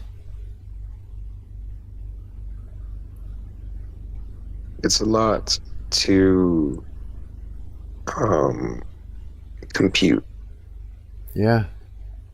Yeah. It is. It's just easier to have faith. I mean, You know, some things are just too much for us. You know, it's like maybe you just can't know everything because it's not. You know, it's not meant for us to know absolutely everything. Maybe, right? I mean, we're only built to perceive what we can perceive. You know, our senses and everything else, and that's where we need, God, is because there's more to our reality than we can handle. You know, and then we can understand, and that's why we need to put it in, a spiritual being's hands, one that dwells within all of this, and you want the one God, the true God, who actually loves you, who isn't going to lead you into disaster, because the rest of them will. It's like that's why you kind of have to put trust into that, because there's no other real choice. You can try and decode it yourself, you can try and control it yourself, but you're not actually, when you think you're controlling it yourself, you're not. You're using, you've been tricked, and you're using, you're in cahoots, whether you know it or not, with the dark principalities to try and control reality yourself, or manage reality outside of what you can see and taste and hear and smell. You know what I mean? It's like it's like if you can't see reality, like that bigger part of reality that's super dangerous, then it just makes sense over and over and over again that you got to turn to God and say, okay, I submit. I don't know fuck all. I can't control any of this shit. Shit is tearing my life apart. Will you take care of it? You will? Okay, here. And it's like, what? You'll take care of more than... You'll take care of the things that I thought I was supposed to take care of, like the regular mundane troubles? Okay, you do it, it goes beyond... Yeah, it goes beyond that. So it's like... it's salvation in a horrible situation we're in. We're in a terrible situation. We're spawned into hell, basically. We're surrounded by, shit that's supposed to be in hell, that is going to be in hell when this all plays out. And it's trying to rip us apart. We're being tormented right from day one as a little child. We're not in a good place. Yeah. Sometimes it feels like that, but that's such a crazy way to look at the world. And you might be right. I don't know, but that's interesting. Yeah, it's like this. Nobody wants it to be real. What I'm saying, nobody wants it to be like that. It's not easier, but in the moment, to make those thoughts of where you really are go away, it's easier to call it crazier, to say it's just my figment, my imagination. It's all this, it's all that. You can come up with a million ways, to say, it's not real, and then try and hold steady and go through life believing that, but you're being torn apart. You're like, why is this happening? Why did my wife cheat on me? Why did this happen? Why is that? I lost my job. Why would God allow this? It's like,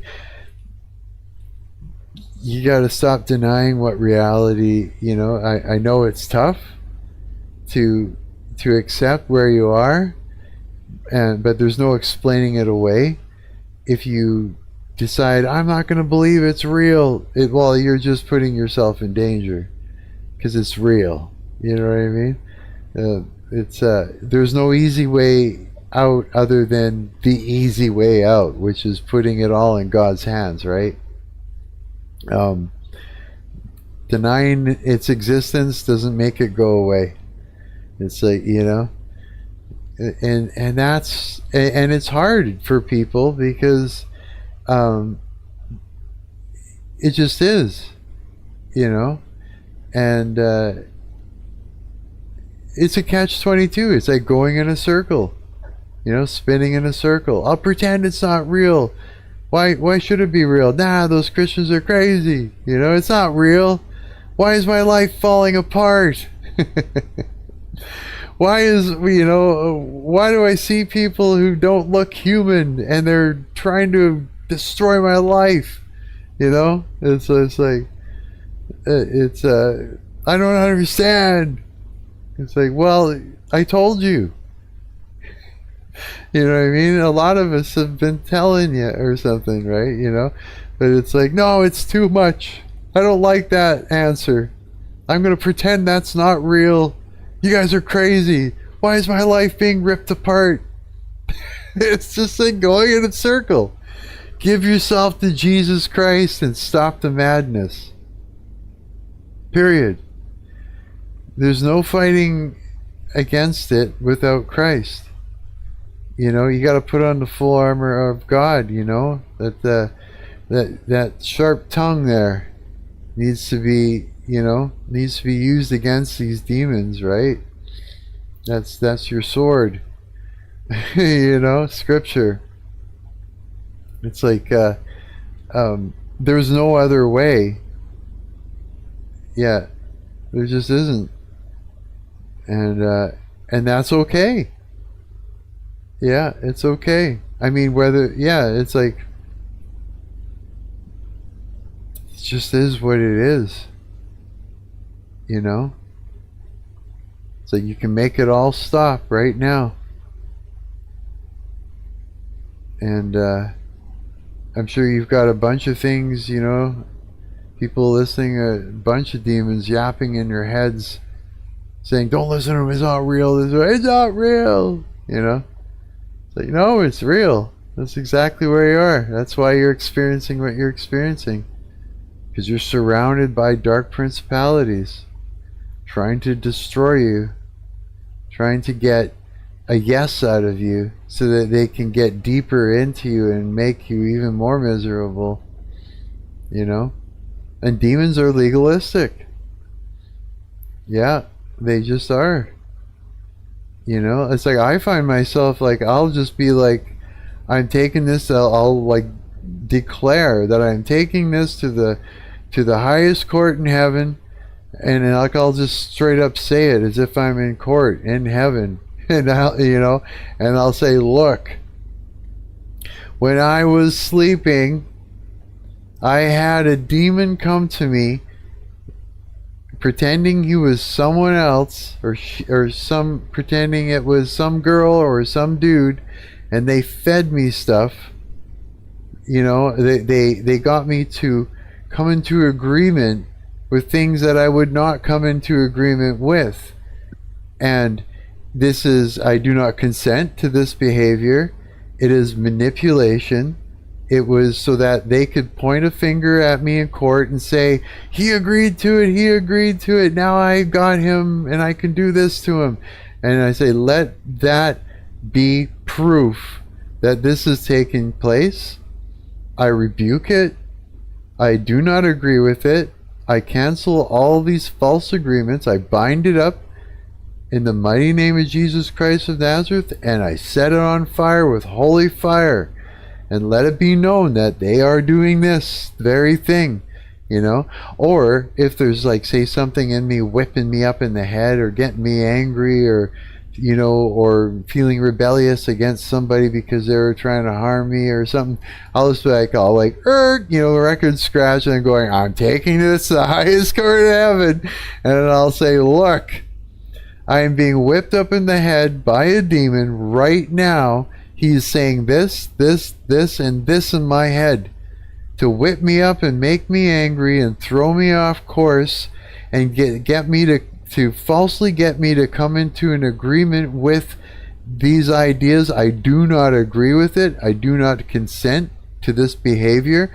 Let my reaction be proof that this demon is manipulating me to get a reaction so that he could point at it here in court and say, look, he agreed. It's a lie. There's your proof. I bind it up in the mighty name of Jesus Christ of Nazareth, and I rebuke it. You know what I mean? It's just like hardcore. Fight back. Fight back, yeah. If they feed you in your dream and you don't wake up and go, I spiritually, first you go like this, you wake up and you go, Lord, thank you for another day to worship you. I submit myself to you fully 100%. Forgive me of my sins. I repent of all of them. And I forgive every person that has ever done me wrong, whether I feel good about it or not. I forgive them, Lord. You know what I mean? And then say, I spiritually vomit everything that was fed to me in my dream. Every single thing that I had been tricked into coming into agreement with, I rebuke it, I bind it up, and I burn it up in holy fire.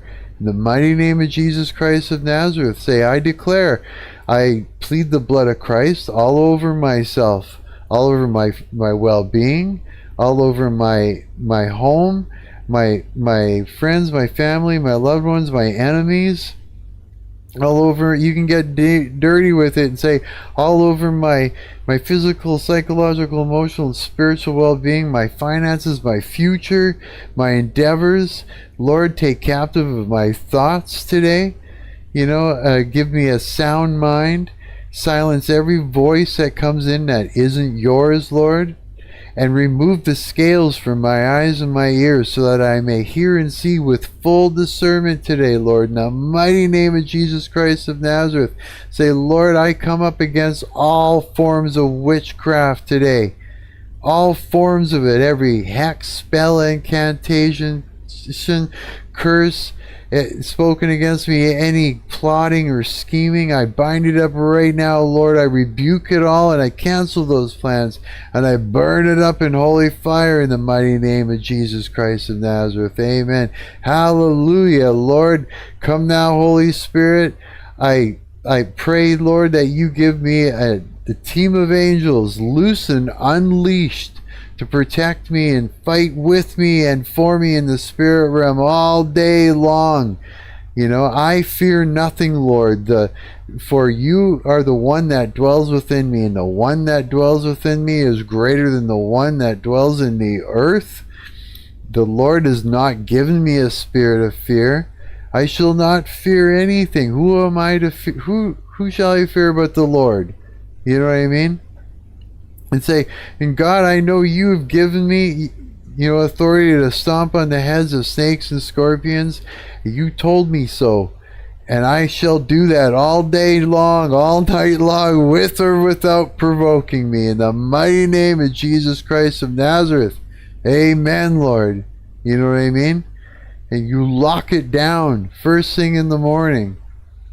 Right? You say, Lord, I declare that I draw a hedge of holy fire around my house, my tent, my home that you dwell in, my apartment, my well-being, my friends, my families, and my enemies. You know? Hallelujah, Lord. Thank you, Lord, for I know you have, in the mighty name of Jesus Christ of Nazareth, Son of God. Amen. You know what I mean? You lock it down, you fight back. And if you're sitting there in the kitchen and all of a sudden something starts yapping in your head and you're like, yeah, and you get mad or whatever, stop yourself and go, oh, look at that. I am taking this to the highest courts of heaven. And you just like straight up, it's like you point it out. You point out the manipulation. You know what I mean? And you go at it. You fight back. Yeah, there's no other way. The other way is sitting there and going, it's not real, it's not real, it's not real, and rocking in a corner while your life's being torn apart and the demons are laughing at you and making you crazy, making you insane, making you act out, and ruin your life, right? making you make all the wrong decisions, coming into agreement with things you shouldn't, right? It's like that's the alternative. Yeah, and I'm telling you, it's like be I a will say, badass. What's that? I was just gonna say about Diljen. I mean, yeah, like most of that's true. You don't just get to like you do have to actually believe it. You can't just like Yeah, say shit and no, you you know. have to mean it. You got to So know. too, It's like although saying something you don't believe might be an effective strategy to get yourself to believe it. Um,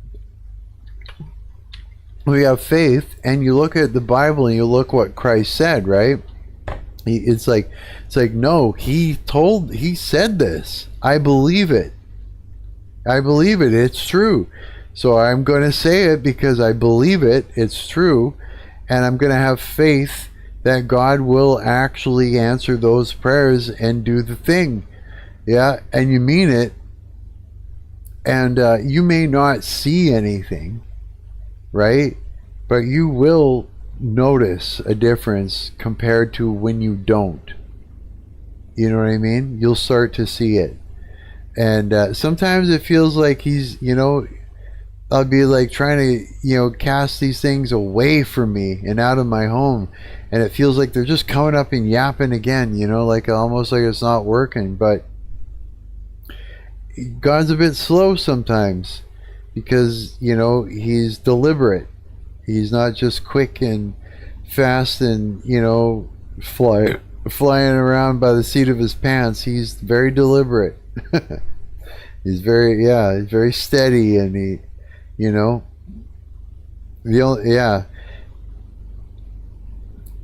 gotta,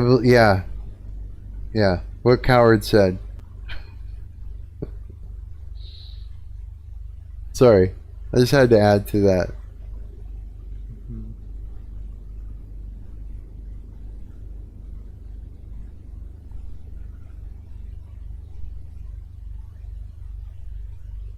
Go ahead, you guys got the floor. I'll shut up.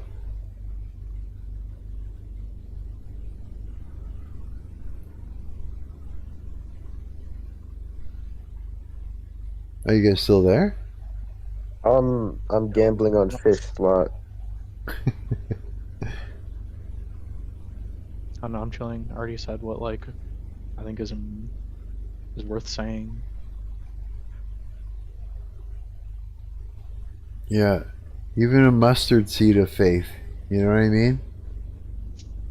Even if you can just believe a little bit, like just like it's like this. I mean, it's like he obviously does believe. He's not like it's not converting like a full Peyton. It's no, just, like it's like what I said. Like you can, I don't know. It's like faith rape. You know what I mean? Like you don't necessarily consent to your own faith.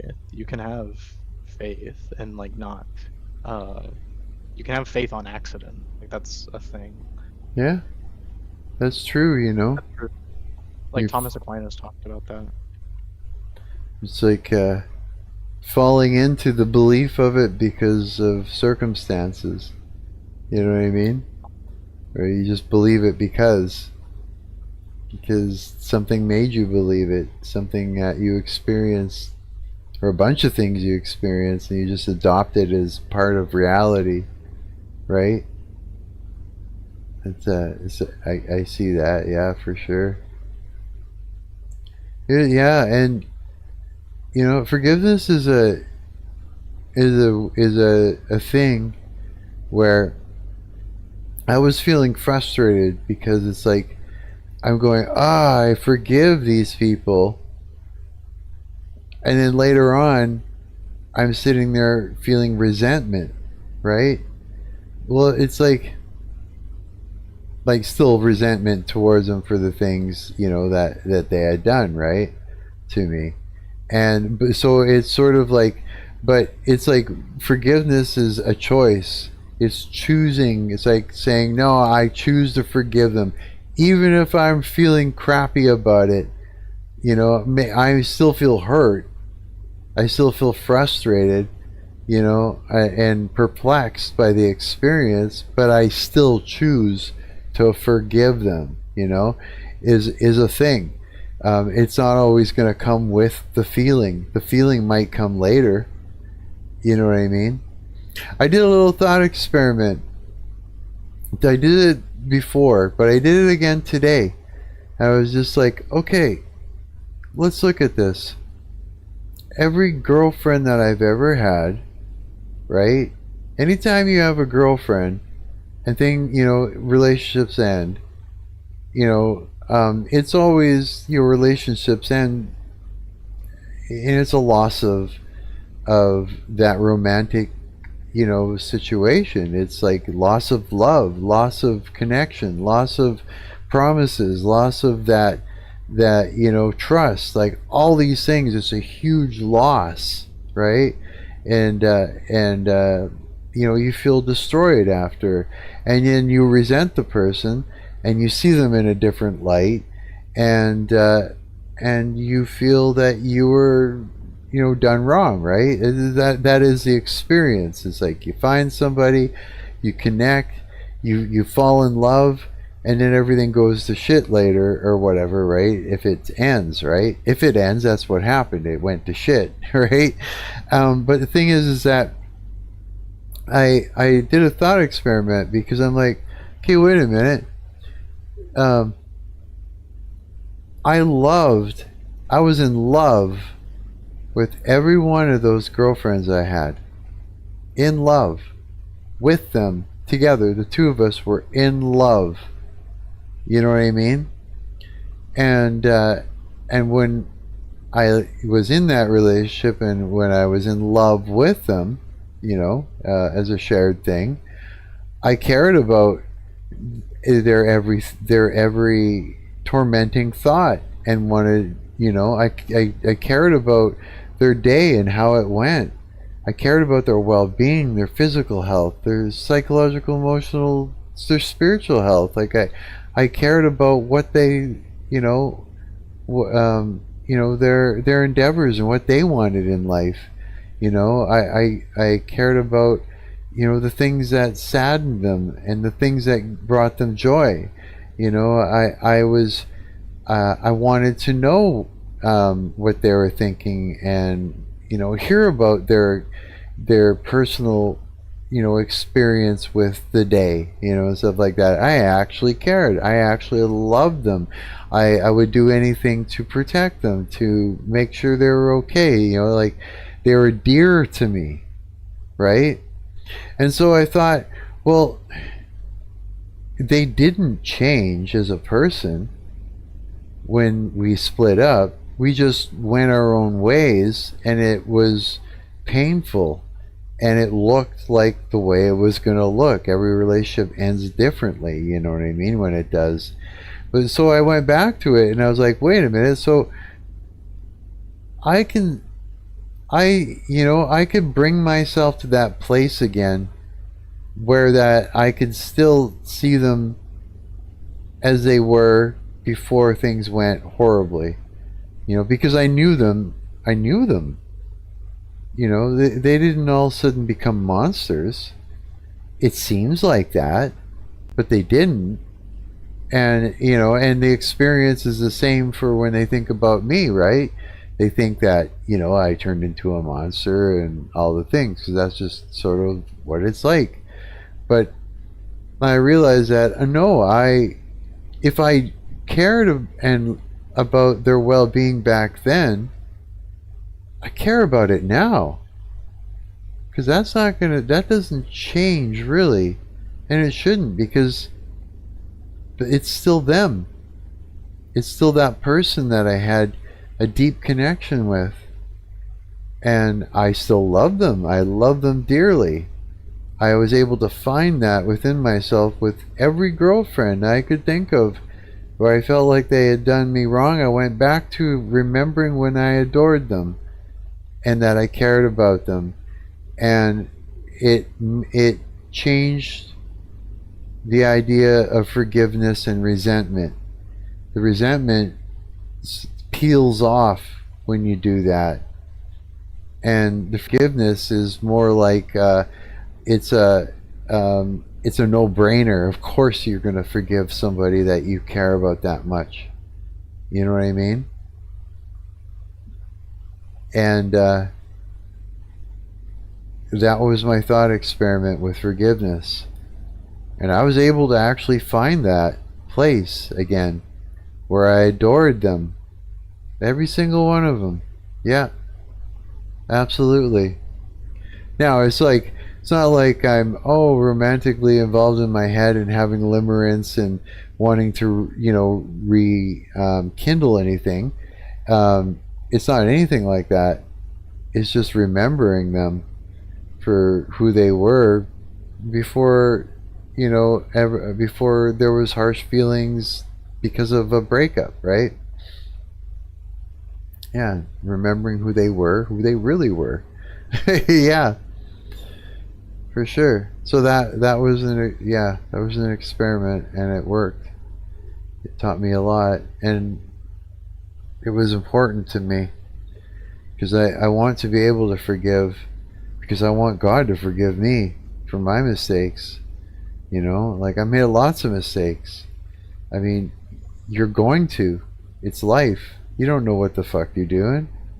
We don't know how to live life. We don't know anything. The only way we know is through trial and error. You have to make tons of mistakes in order to figure it out. And you only get to figure out a little bit at a time. Or if you figured it all out at once, well, then you're done, right? You figured out all of it. Like now there's no need for your experience, in that element of reality, when it comes to that part of it, right? Yeah, does that make sense?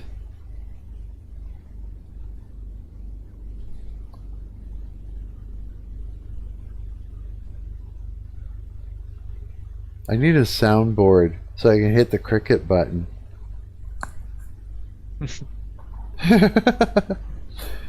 Fucking crickets. Chirp, chirp, chirp. There it is. There it is. I hear crickets. You found it. If you go, there's a button in here. There is, isn't there? Yeah. It's that little speaker type of button. Noise suppression. The speaker. Wait. 15 milliseconds. Oh, I see it. Oh, look at that. That is so funny. Crickets, quack, golf clap, air horn, sad horn. Wow. So I could upload my own sounds to this, eh? That's a good idea. You can or no? Yeah, you can. There's a limit, but There's a limit. you can hook up get a sound for each note and start playing it like an instrument. Turn it into an organ. Hang on, I gotta take a piss. Hold down the stream, you guys. Okay? Okay, hang on.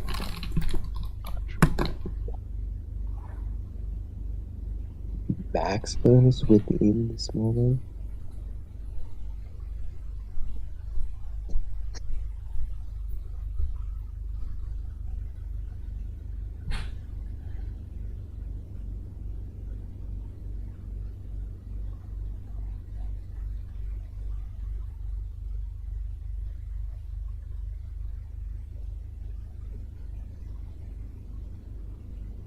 You hear, coward? I'm chilling. I'm. Why'd you pick that name? I might have asked you that before, but that's a weird thing to, I feel weird calling you coward. Yeah, I don't know. It's been around for so long that it doesn't even register to me as not being normal. But I don't know, because I'm a convert. I mean, there's a lot to it. I don't know, kind of it's very personal, but something that's very important to me is humility, because that's something I lack. I'm like naturally I think you could tell, I'm a naturally a very like arrogant and condescending person. So I have to put in like a lot of conscious effort to like be charitable to people. And I think a large part of that is being very upfront about like the flaws of my character. And just like trying to objectively observe what is the worst thing about my character. And I think that is that I am like, I literally am a coward.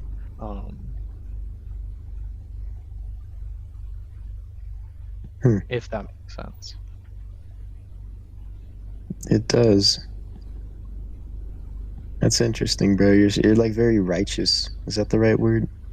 You're righteous. Maybe self-righteous. Like, it's not an accident. I definitely like I try like very hard.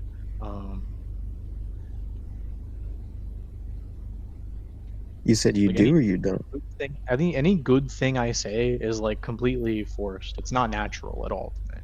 The natural I think I was like kind of saying earlier about like the like about mentally disabled people. Like, the natural state of my mind is that I fucking hate everyone around me.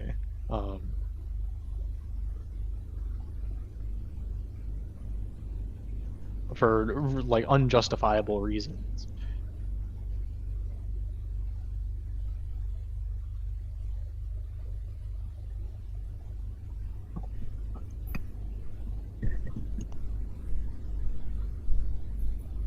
I don't know what's happening right now, bro. I'm catching fish. I'm gambling for fish. What? I just made $25 gambling fish? Stupid. This makes no sense, dude. What is it? This is the craziest game I've ever played. Really? I'm gonna run it back.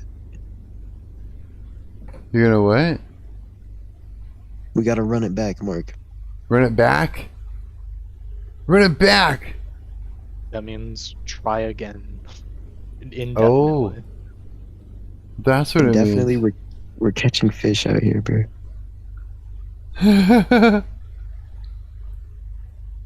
What is this? You can do it. This is an infinite money glitch. Is it really? I think so, bro. You just gotta catch fish. It's pretty easy. It's a gambling app or website or something? Infinite fish, bro. This is nuts. So it's paying out finally, is what you're saying. Making some money back. Oh, he just lost. Oh, I No, don't not know losing, shit. We're winning. I'm using your aura, coward. I'm capturing your aura and using it for gambling powers. Dog aura pills. Or no, it's not dog auras, it's something else, right? It is dog aura, yeah. Fucking dog aura supplements.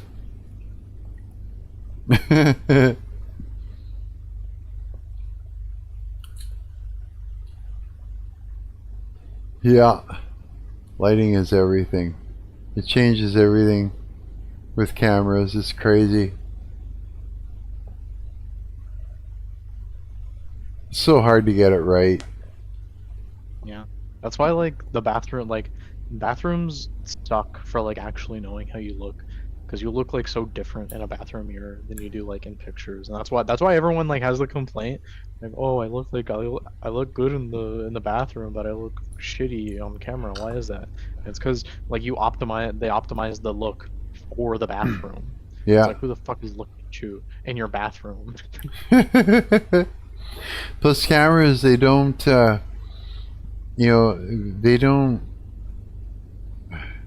they distort things with lenses. They don't see. It's like, okay, because you're working with a light sensor, right? A little light sensor to pick up the image, and so you have to give the camera what it wants, and that is, it's got to be proper lighting. When I say proper, that means that you've got to give proper for the camera, proper what it needs. Some cameras need, I mean, a you know. mirror distorts too. A mirror is going to make you look more pale than you actually are, because it absorbs or it reflects green light.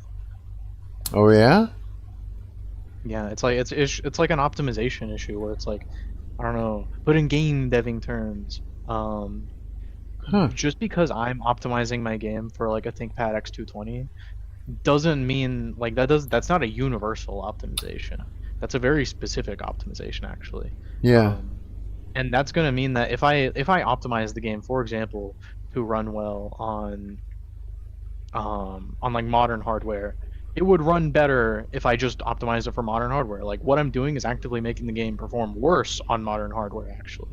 Oh. And then it's only getting saved because the old hardware is so old that something that runs good on old hardware, even if it's not optimized for modern hardware, it'll still like run and it'll still be good. Right. And a game kind of takes for granted that like, okay, if you're playing a game, you want all of your like systems resources to be on the game. Yeah. It's like the one performance benefit we have over like web devs and like other kinds of like software is that we can readily assume we're the only program that the user cares about running.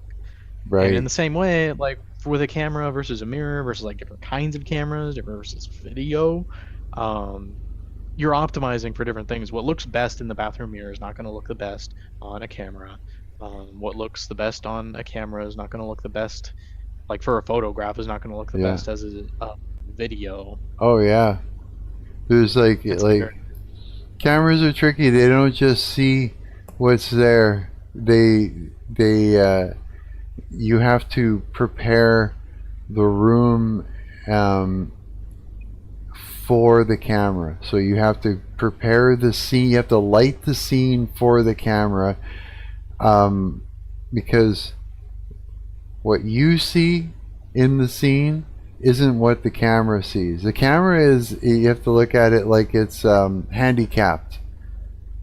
Yeah, it's retarded. It's got a handicap. Yeah, it's all fucked up.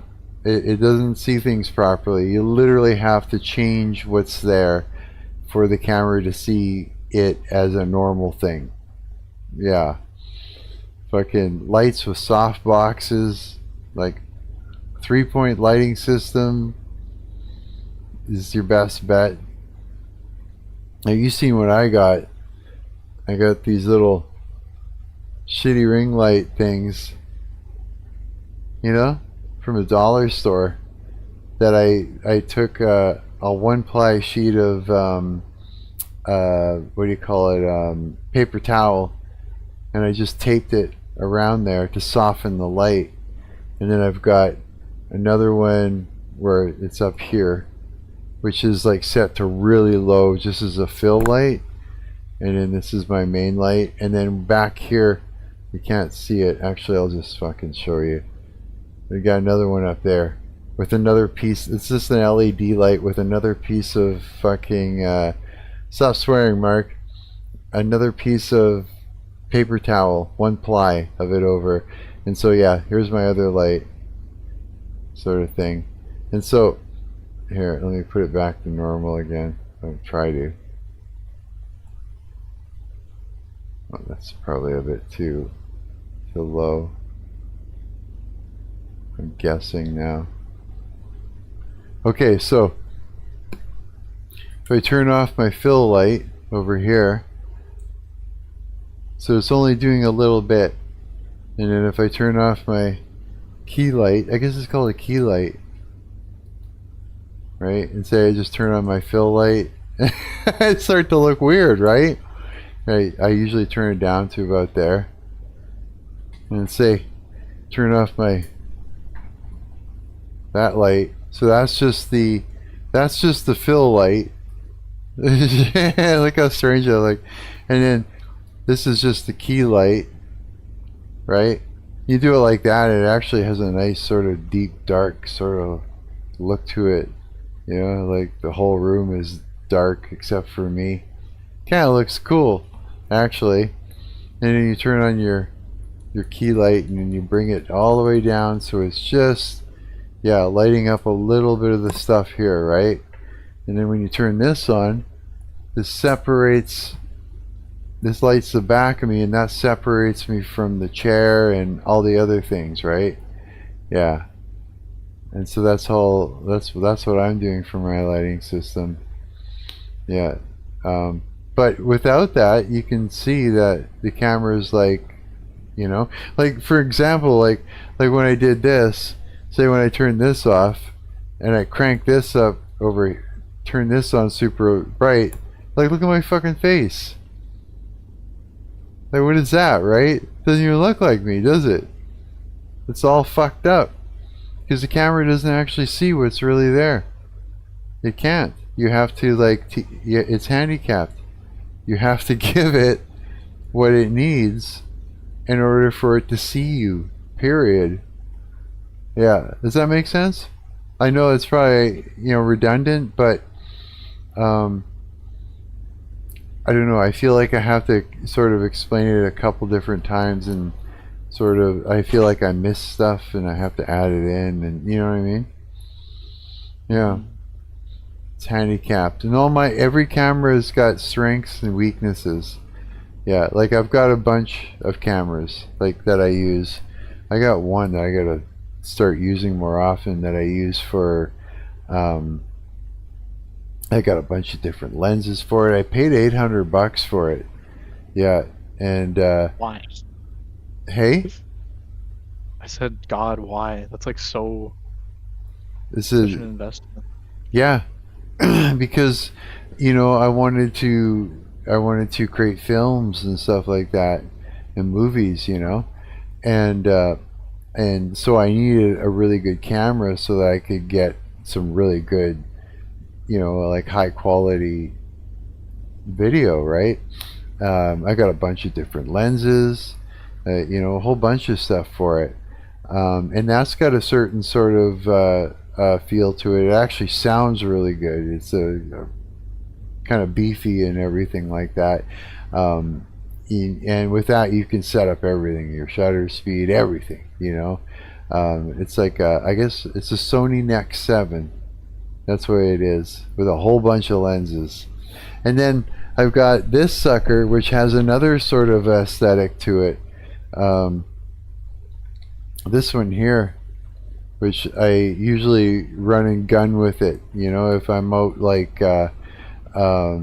following you know, a band around, as they're to try and capture like the story, you know, leading from as they're getting ready at the band house, having supper or whatever, and horsing around and planning and getting to the gig and then shooting the gig. I would either use this too, or I would sometimes I pull up my good one for that, depending on, you know, what I'm trying to go for.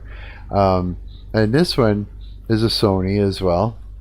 This one's a Sony. It's an HD, and it's nice and quick. Is it dead? Almost dead. So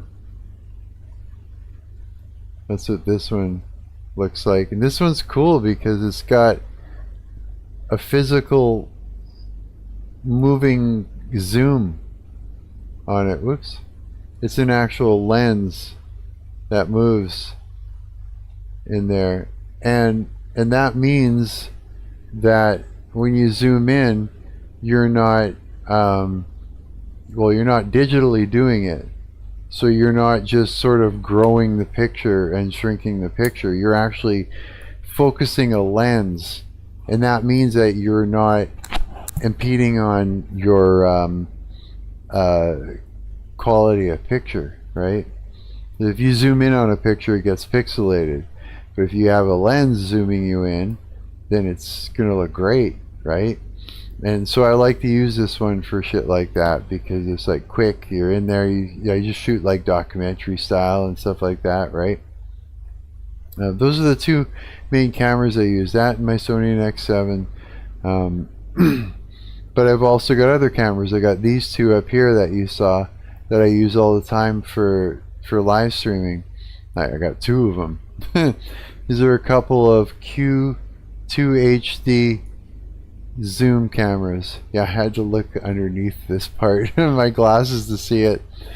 Super old cameras, yeah, but I find they work really good for this.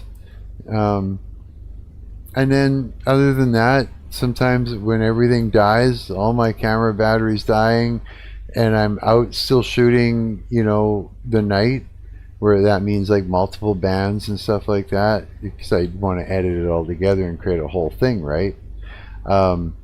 Sometimes I pull up my phone to finish off the night, whatever I can, right? But they all have strengths and weaknesses and their own aesthetic look to it. And I've also I got some even older cameras, one that uses a DVD that you put in it. That's got a real old look to it. Yeah. So instead of using filters to make it look like,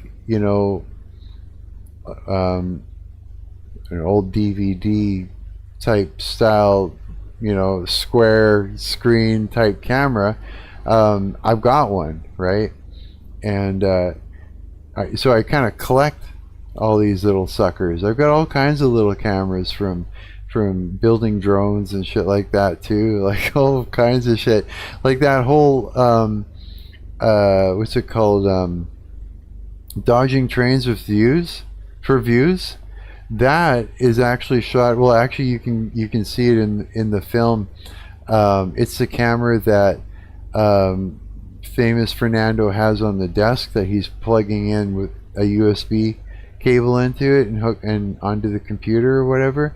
I shot that whole thing with that with that little camera, and it's just it's called a Mobius Mini, and it's a small little HD 1080p camera that is a keychain. They call it a keychain camera because it's so small you can put it on a keychain. And I used to put it on my drones. I'd strap it to the top of it, or I'd shell it, like I'd take it right out of the shell and I'd mount it inside the drone.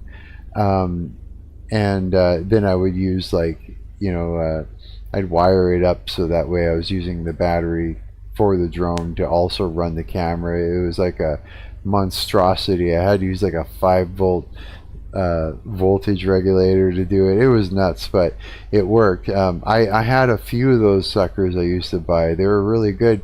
But I shot that whole thing with that on a stick, on a fucking a selfie stick. I stuck that little Mobius Mini on there, and I'd run around with it. And that thing doesn't have a viewfinder, nothing. So I had to learn how to frame the subject, right? That meant like the camera is sort of like this. It's a little bit thicker, but it's sort of like this. The camera is at the end.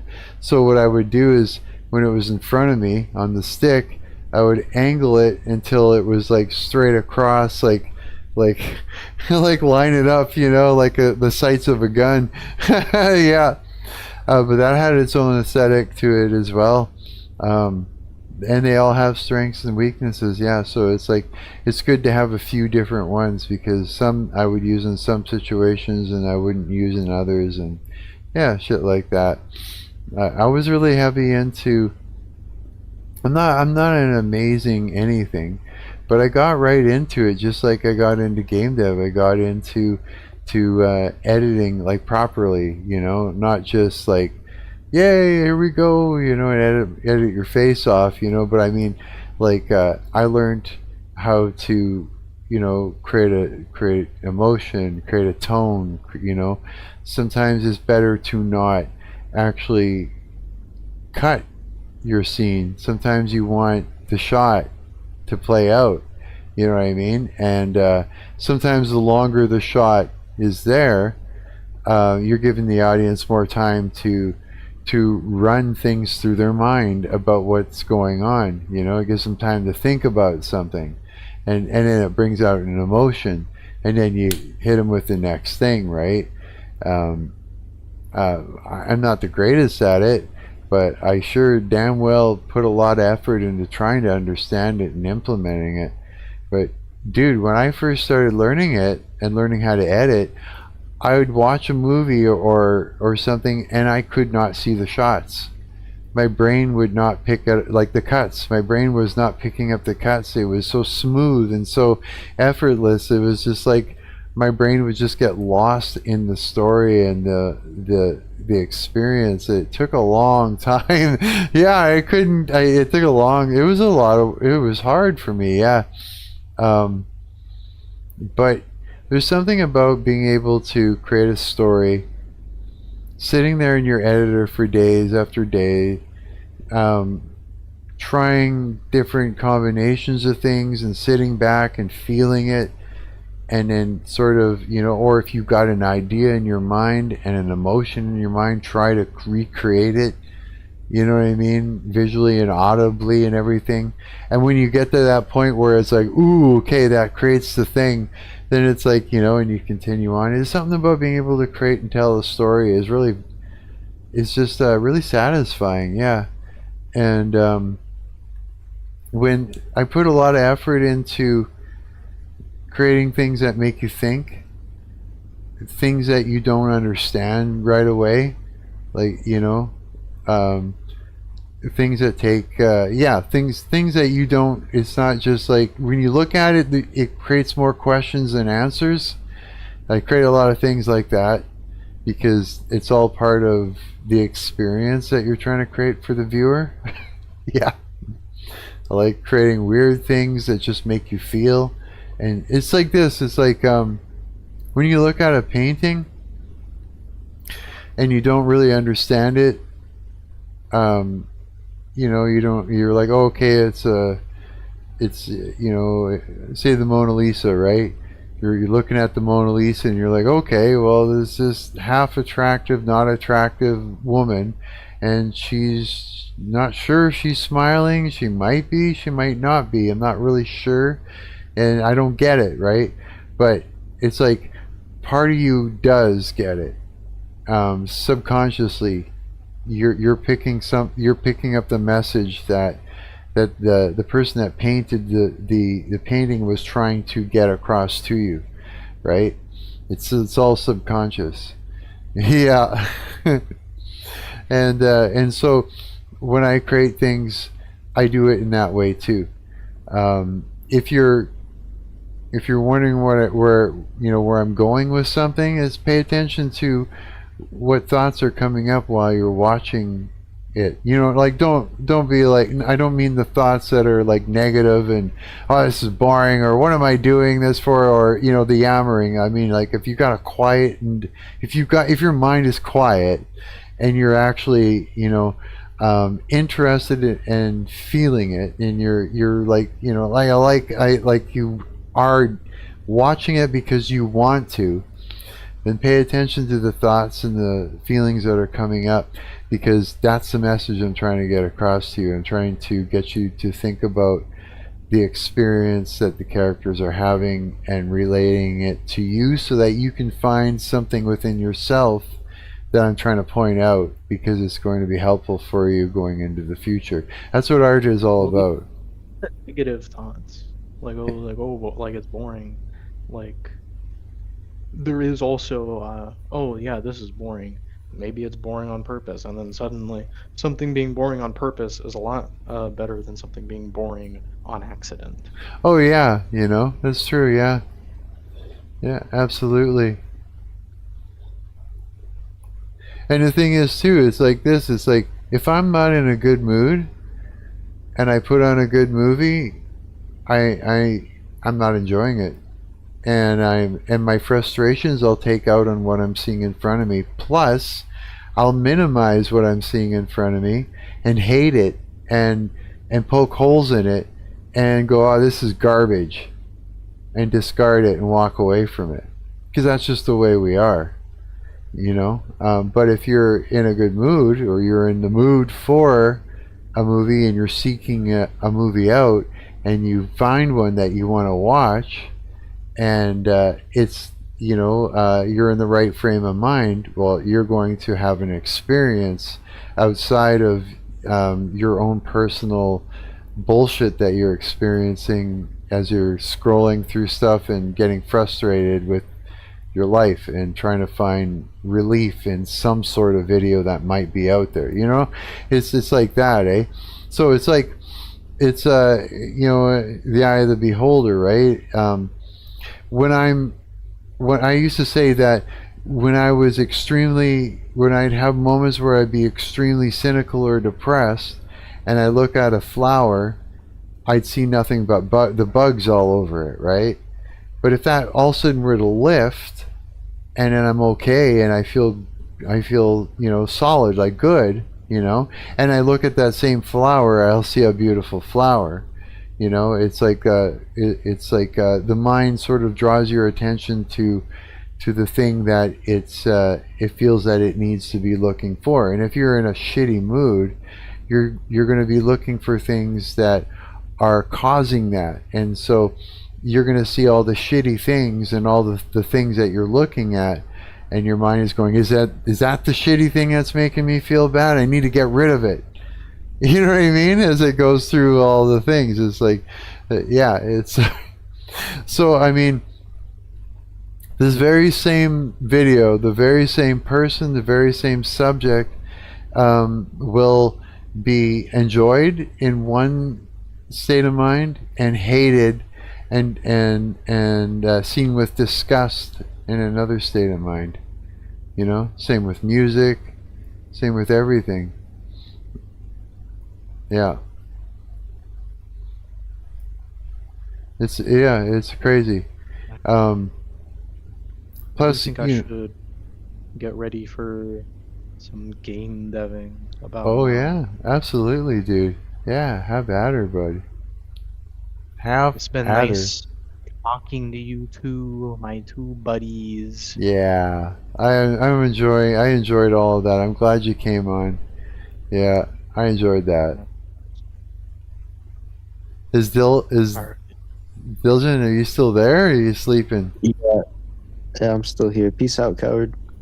See you, coward. Y'all. Have a good stream.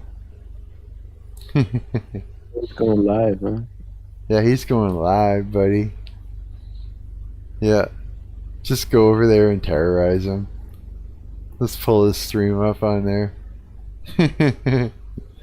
I'll do it. I'll do it in a bit, yeah. Yeah. Yeah, I know a lot about art. It's like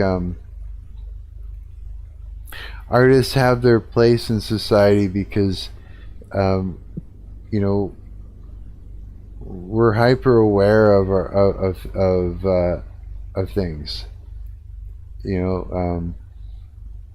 We're hyper aware of things in reality that other people aren't looking at, and so artists will depict that in their art, the very thing that they feel that others should notice because it would benefit them greatly. Paintings is a perfect example. A painting is a perfect example of that. And sometimes you'll go into go to like some sort of art place and art studio or whatever the fuck you want to call it, where you got paintings up everywhere, and you'll walk up and you'll look at a painting and you just recognize something. It's like you've been there before. Like that place exists and you've been there, but you can't quite put your finger on it, but you feel it, and you remember the feeling you had when you were there, almost like a deja vu thing, or yeah, sort of, yeah, almost like that a little bit. There's a little bit of that in there, but it's like an artist might be depicting a specific place that we all visit in the dream realm, right? All the time, or at times in our lives. And you will notice it. You won't be able to put your finger on it, but you'll feel it, and it'll be overwhelming. You'll be like, whoa, yeah. And so we get messages across through the subconscious into the subconscious where it needs to go, that place. Yeah. And we do that with music too. We do that with everything. Movies. Oh yeah, movies are the epitome of being able to do that. Think about that. This is why I liked it so much. I can create emotion by creating music for it or choosing music, right?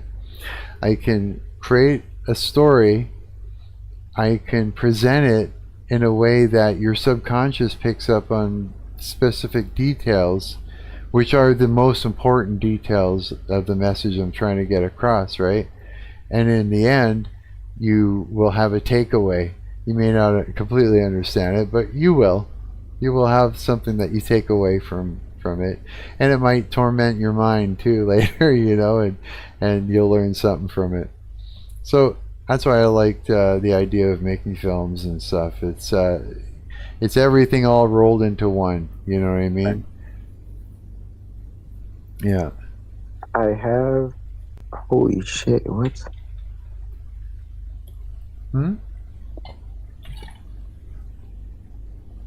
Are you winning? I think so. I don't know. I was That's gonna tell you great. to buy the coin. You should buy this coin. Oh yeah? I have to do it on my phone. Yeah. Okay, I'm gonna do it on my phone. I'm gonna try. Let me try and get that app open without it crashing.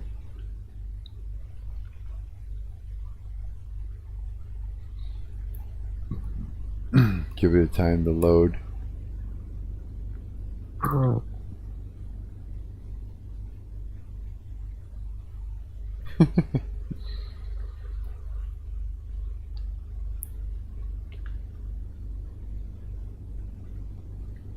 Holy, it takes a long time to load that. Why? it's got a lot of stuff to connect to, but also you got a cheap phone. Yeah, I do. $150 phone. I love it. It's like I've dropped it so many times and it's completely 100% fine. Because it's not made of glass. I just shouldn't make it Yeah, out of gets the glass. job done. Mm-hmm. Okay.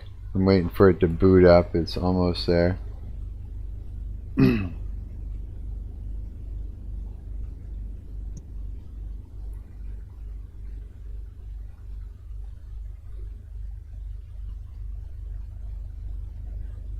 Okay. So I have $77.62 in here. 68 is on Nice. tricks. $5. Sorry, go ahead. I sent you a DM on Instagram. You're gonna want to open it on your phone and then copy that and paste it into the search in Phantom. Okay. Let me do that now.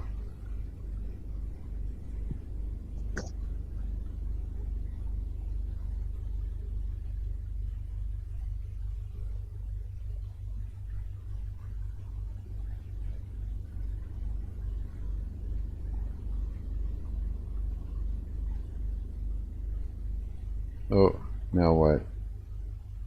Authenticate again. Did you paste it? No, I had to open it again and authenticate it. Okay, I'm gonna paste it in the search phantom. Is it gonna allow me to paste? Yes. Okay, hang on. Give it a moment. It's acting All right, up. now it should bring you to a We're not there page yet. showing you the coin. We're not there yet. I'll tell you when. Then you can get to the next part. Fucking phone. It's still loading this thing up. Puku. Yeah. All right. So there might be a little yellow rectangle that says this token is hidden. You might need to press it's not spam, but there should be a buy button in the bottom left. Do you see it? Yes, a buy. No, bottom. Just at the bottom it says buy. All right, so click buy, and then there's an option to switch your payment method. You're gonna want to switch it to Tricks. Okay. Give it a moment. Tricks. Okay. And then how much do I put on? 25, 50 max? Do 50% and then finish it. Okay. 2%.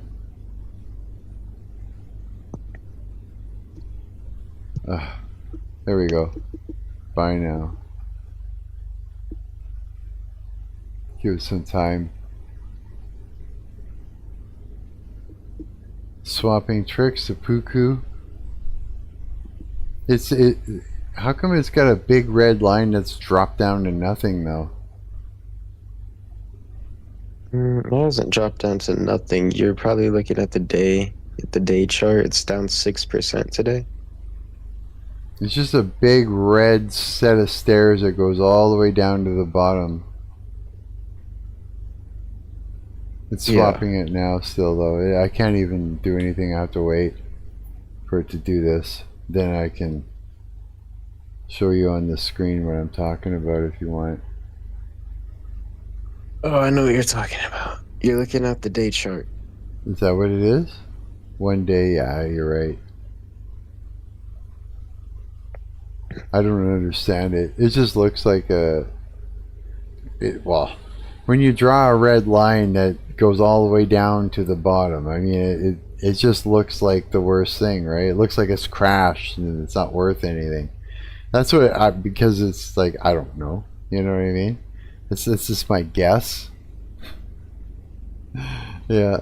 Holy shit, it's swapping alright. It's taking its time. Get big swapper. Don't want my phone to time out on me. What happened now? Swap failed. We're unable to complete the swap. None of my what? Retry. Yeah, try it again. Okay. Tricks. 50%. Alright. Buy now. This is gonna be.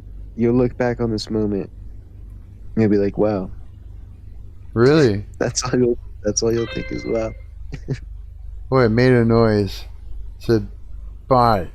Okay, now what do I gotta do? I gotta wait for it. Like right now, I just gotta completely. It's just. It hasn't updated the UI yet, but it said I bought it, but there's no way to navigate around that makes any sense. I'd just be clicking and swiping to make it do a thing. It's like if it gave you a green check mark and it said it was bought, you can close it and forget about it.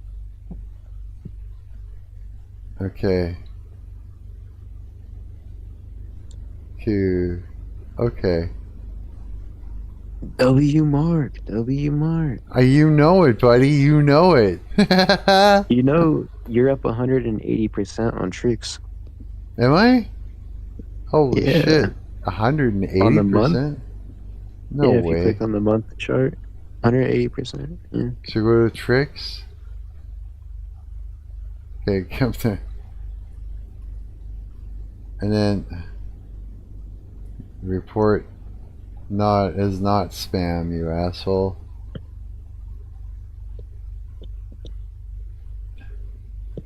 Balance. If you scroll down, you can look at your unrealized return. $4.14. And it was 8 because you sold half of it. Oh, I get it.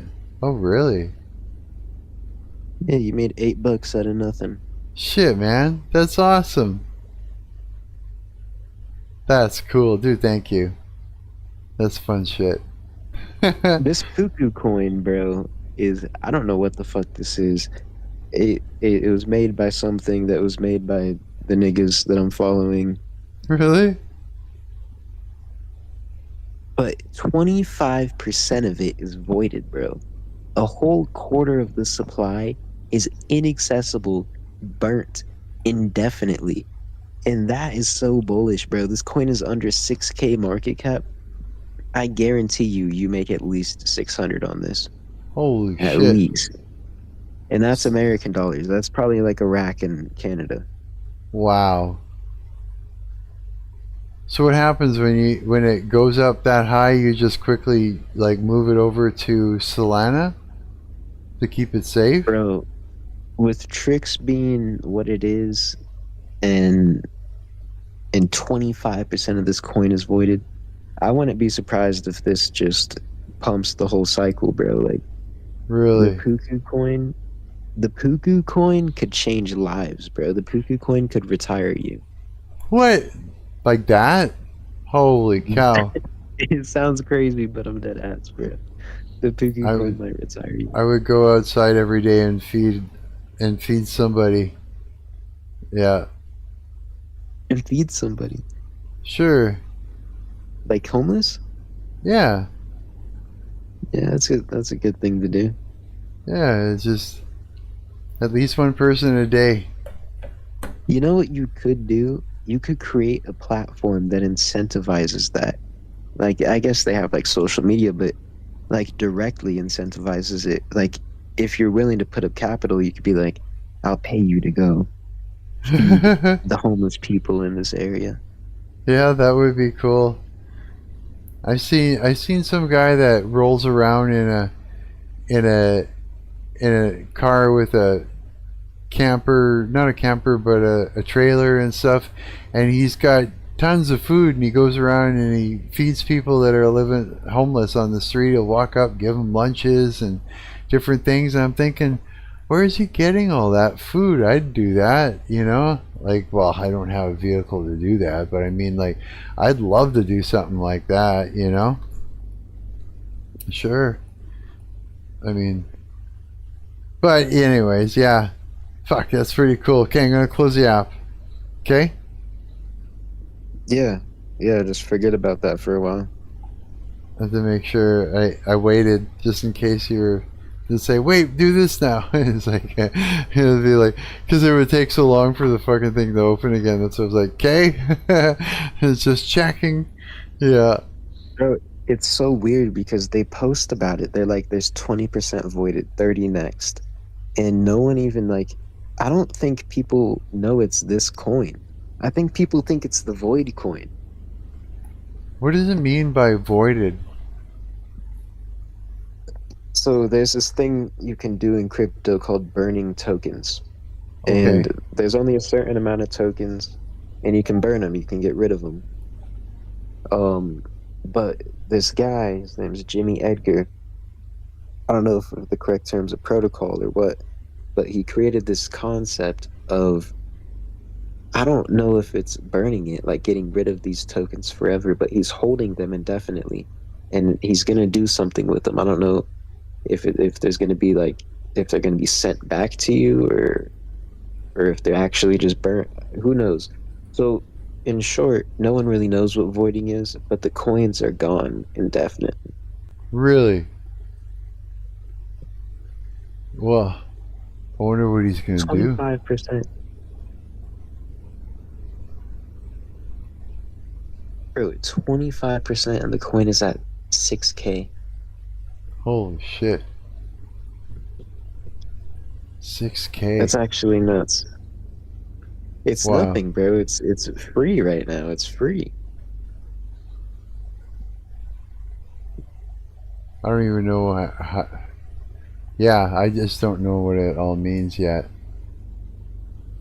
I don't either, bro. I really don't. We're gonna find out though, I think, hey? I think is what's gonna happen. We're just gonna find out. I'm kind of curious. It's exciting, actually. It's like, ooh, what's gonna happen, I wonder. You know? Holy shit! Huh. I did not expect that short to get 80 views on YouTube. Yeah, Which one was it? the one I just put up, the surreal Alexis Machine one where I'm just singing Oh, and playing guitar. you're blowing up, bro. Nah, I'm not. 88 views. Wow. 80 views. It Yeah, says not 88 80. views. What? It says 88 for you. Okay, hang on. Yes. Let me It says refresh. 88 on my end. 88 bands, 88 Oh, views. fuck, 91 views. What the fuck is going on? It's blowing up, Mark. You're Oh my fucking god. famous, Oh bro. my god. Oh my god. Yeah. Let's see here. You're gonna wake up tomorrow. It's gonna be at 1 million. 93. Oh fuck, it's like climbing it like really fast. It'll do What it. You I've know noticed, what? If it does that, What I've noticed. What'd you say? if it does that, it's gonna stop around 100 or something like that. I think. It does do that, and it just sharply drops off forever. But Yeah. I feel like when I used to make the shorts, I would look at my views a lot, and I felt like whenever I looked at them, I wouldn't get views. But whenever I made the conscious decision to not check the app, they would just happen, bro. The short would get views. It's almost like you just saying fuck it and giving up on all the frustration about it, and then all of a sudden it's good. But if you're like, oh, I really want this to happen, and it doesn't, yeah, it's like tormenting. It's like something tormenting you. You know what I mean? Almost. Yeah, that's what it feels like. It's true though. It's true. It's almost like it makes you feel like I have to do this superstitious ritualistic thing. But you know what? There's got to be some logic to that as to why it is that way. What the fuck? What is that? Long McQuaid? Oh, they're probably saying I have one more payment to make on my studio monitors. So I gotta go in this month with Brett. They're just like reminding me. They're sending me a PDF. That's okay. Let's find out here what it is. Just once. You know who Long Neck is? Long neck? Yeah. No. Who's long neck? You should look him up on YouTube. On YouTube? Wait, what is happening here? $73 I owe on my studio monitors, and I'm done. So I get to do that this month. $73. How much were they? I can't remember. Come on, bro. Like 200, 500,000. Oh no, they were probably like I did like 3 payments is what this is. So yeah, Like 200. probably around there. Yeah, probably around there because and then there's like when you because I was doing payments like I think the first one was $50, and then the last one was like 70 something, and this one's 70 something. So yeah, I'd say Are the 250, payments through 300. like some sort of credit, or is it directly through the store? Oh, Long McQuaid, you can go and what the fuck's it called again? It's evading me for some reason. It's just a simple thing. Oh jeez, what's it called again? I want to say consignment, but that's the other way around. Like when you put something on consignment in the store to be sold for you. Financing? Finance. You're Yeah. financing. Yeah, finance it. Yeah. Yeah. So I went down and I put some money down, and then I make the payments, and it's paid off, kind of thing. I did that with my Marshall too. I did it in a couple chunks and paid it off. Yeah. Same thing. Yeah, I don't mind it. I rather I rather it not be spread out over a length of time, because it ends up costing you more. And I like to come in and pay it off as fast as possible. Put some money, put a good chunk down, take it home, come back, make a couple of payments, and it's done. And then the thing is that you sort of build up a little bit of trust then with your with the music store, and then if you need to come in and do that again, you know, they trust you. They know you're going to make the payments. In fact, you know, they're like sort of like, oh, good, this is a for sure thing because it's Mark. You know, I seen what he can do. I seen what he does. You know, when he says he's going to do something, he does it. You know, when he says he's going to pay it off right away, he's paying it off. You know, and more and you know, sooner or bigger, you know, payments than you would expect. And yeah, it's just it makes that relationship go a lot easier, and then yeah, it just is a lot easier. Otherwise, there's a lot of Mark is a ambiguity. notorious scammer. I'm a notorious a grifter. Fucking grifter. Yeah, grifter. Bro, God, I'm a grifter. I'm a grifter and scammer, bro. Nah. No, you're not. They're lying What to is a you. grifter? A grifter? Here, I'll look it up. Grifter. What does grifter mean? A grifter is a con artist or swindler who obtains money through fraud, deception, or petty scams rather than by direct force. That is what it means. Unlike an honest business I'm not a person, grifter. no.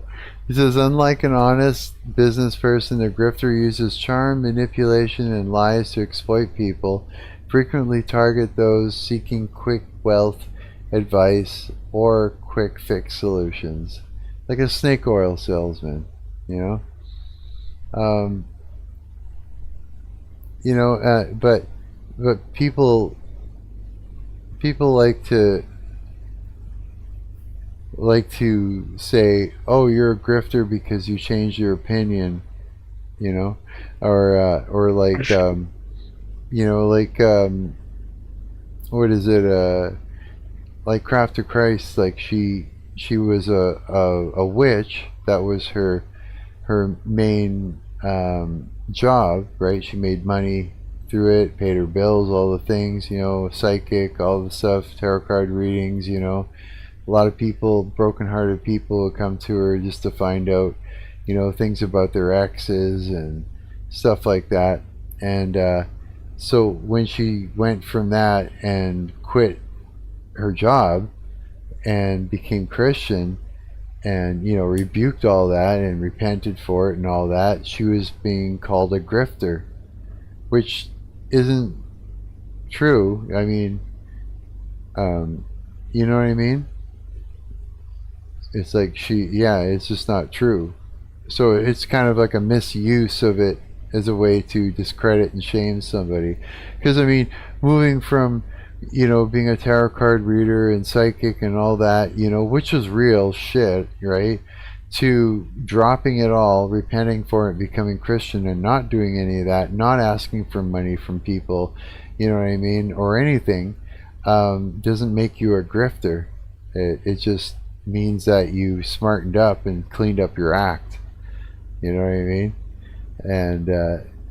And yeah, it's like, so I mean, misusing it to shame and to yeah, a lot of these things, it's like, look, people, there's a lot, like I said, there's a lot of angry people out there, a lot of jealous people, a lot of, you know, just evilly driven individuals, you know, and that means, like, it's not the person, it's not the people, it's what is working through them and making them feel compelled to act the way it makes them feel compelled to act. And so it's like they don't know either, so they don't know the reason why they think they're angry and they're upset and that they're saying all the things is because the demon that's yapping in their mind is telling them a story and reframing reality and doing the whole concept so that way they would find it true and have to and the demon does a call to action, with within that person, and they don't know. They don't know. They don't know that they're being manipulated and driven emotionally and psychologically to be a puppet, to harm someone, to reach out and harm someone. They don't know. Like the people that are jealous and angry and stuff like that, they don't know that it's something in them that is pushing them to feel that way and pointing at me or you and lying to them and reframing you to them, reframing me to them, right? To get them to act out in that manner. They don't know that there's something making them do that. They don't understand, but it makes them understand in the way that it wants them to understand. You see what I mean? But they don't know that this is not their ideas. They don't know it's not their thoughts. They don't know that it's not their emotion that they're feeling. They're feeling it's a false thing. Yeah. They're just experiencing it and going with it because they don't know. They think it's their own ideas. Yeah. And it's like that for anybody that's doing shit like that. Anybody that's acting out, coming over and just causing you trouble, trying to make you feel bad or guilty or shameful or, whatever it is, or want to fight you or anything. It's a demon that is like coaxing and pushing a person to be like that. And the person doesn't even know it. If they did and they knew what to do about it, they would rip that thing right out of themselves if they understood what was going on. Yeah, for sure. And when they did, as soon as they were able to rip it right out of them, they'd stop thinking and feeling like that, and they'd go, holy fuck, that wasn't me. And the attack stops on you. This is why I pray for my enemies. Because if you can make the demons stop manipulating the person to attack you, the attack stops. Yeah. You know what I mean? So if a witch is doing witchcraft on me, right? I pray for Mark, I'm that gooning witch. right now, Mark. Huh? I'm sorry, bro. I'm gooning right now. No, you're not. Yeah, so if I'm So praying... this coin, bro. Oh, yeah? This coin looks so good. Really? I can't believe it. No way. It's unbelievable, bro. Is that good? When you see what happens, you're gonna be gooning too. Oh, dude, that's exciting. That really is, yeah. Hell yeah, bro. But what you say is true, bro. You're constantly spitting the wisest words that are of the land, bro. They're not. I didn't come up with it myself.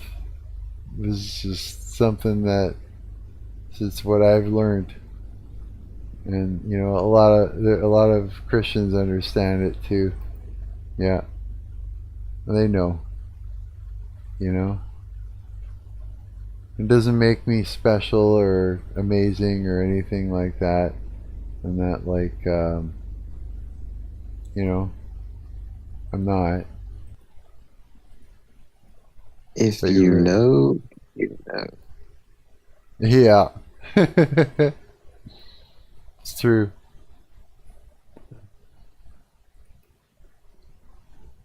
Holy shit, we started the stream late. Because it's almost like... Whoa. It's almost 5? What the hell? And we've only been streaming for like 3.5 hours.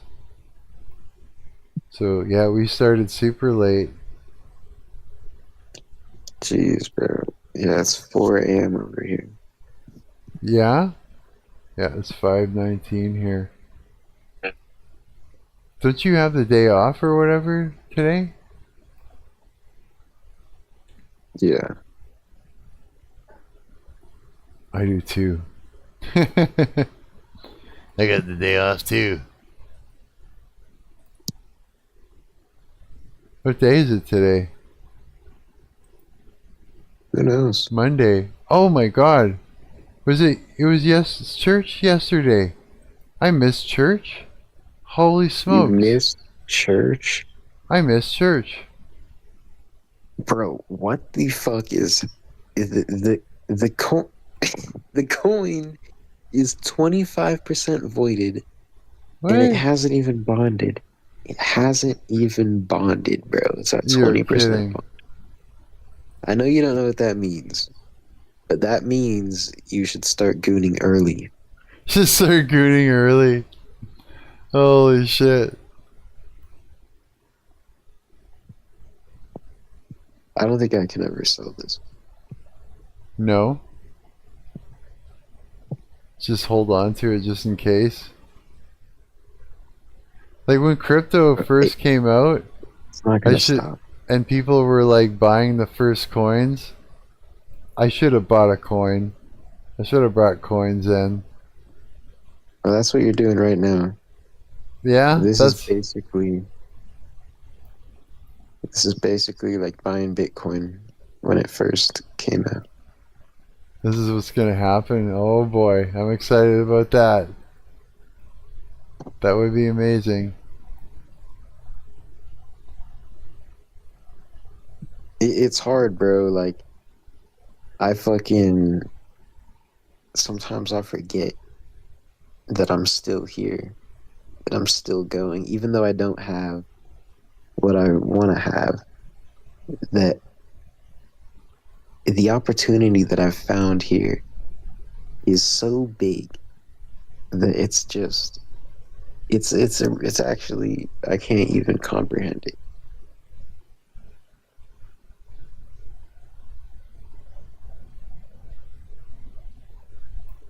And I can't hear you if you're talking. Oh no, I was just no, it just made me think about it. I was just sitting there thinking about it. Yeah, that is really cool. It's like being part of history. A big part of history is happening right now. Oh, I gotta sit back and put my feet up. Oh, And it's on stream, bro. There's gonna be people that come and look at these streams someday. They're gonna be looking at it to see like just what was going on. maybe, yeah. You never know, right? Like it's like I'm sort of leaving a big story behind. It may not be super interesting yet, but you know, who knows, right? Years later down the line, this might be explorable. Might be interesting as hell to come and like watch the whole thing. Yeah, dude, I like that made me actually think. I'm gonna show you something. Or actually, I'm just gonna. Yeah, I am. Let me find it first. Okay. Let me first do this right. Okay. Alright. Let me start here. I spent hours today and I tracked down like links from my band on the Wayback Machine, and it's actually really interesting. So not only that, but I just like found shit all over the internet. So this is a Wayback Machine. This is like probably as far back as I've gone for a MySpace page for my goth vampire band Alexis Machine. This is 2000. What does this say? Oh, 2007. Say this is 2007 on MySpace.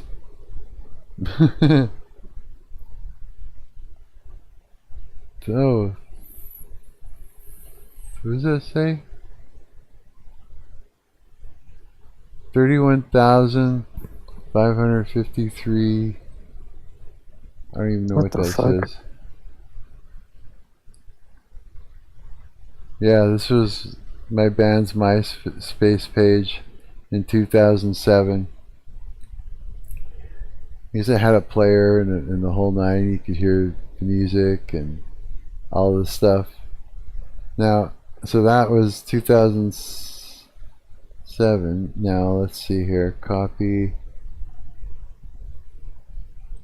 and paste and go. This would be a little bit later. So this is cool. This is history. This is... I don't know when this is. Actually, it doesn't really say.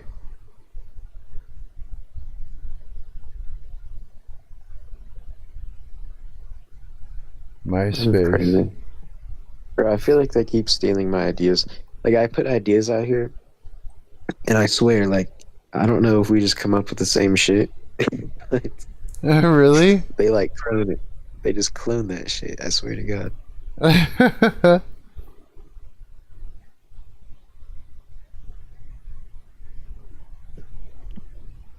Yeah.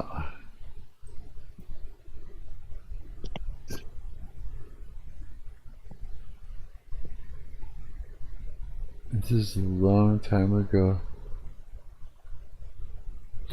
31,602 friends on MySpace.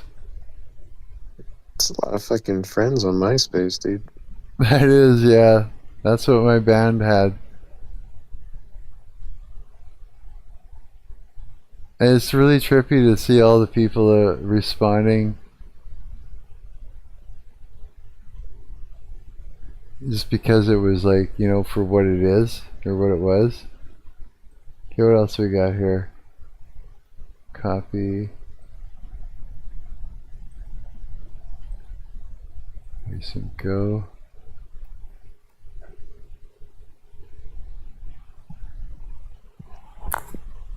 And what else we got? Holy shit. And this one, it doesn't say when.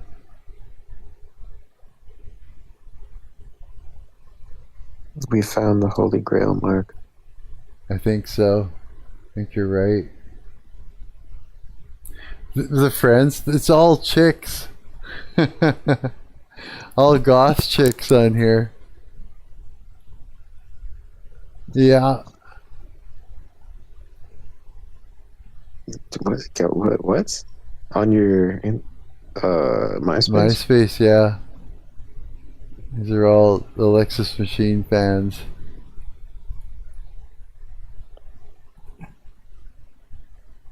Yeah. It's kind of trippy to look back at all this. And just to know that it was a thing.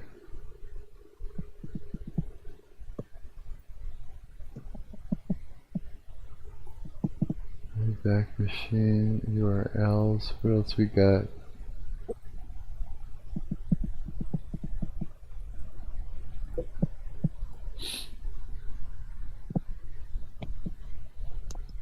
This is... The shock rock star was... I remember that. It's actually in... Okay.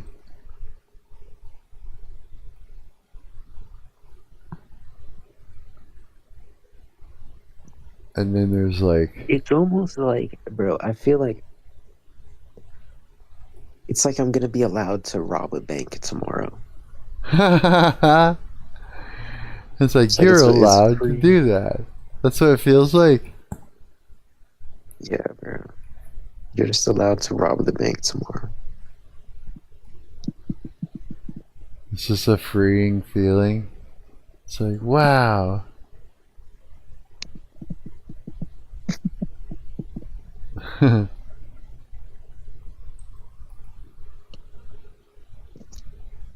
I know niggas are gonna fade this. I'm telling people to buy this, and they're gonna fade it. They're And gonna they're gonna fade it. yeah, they're not gonna buy it, bro. 6K coin hasn't bonded, no decks. Dude, no one's buying this. This is No nuts. way. What does it mean to fade something?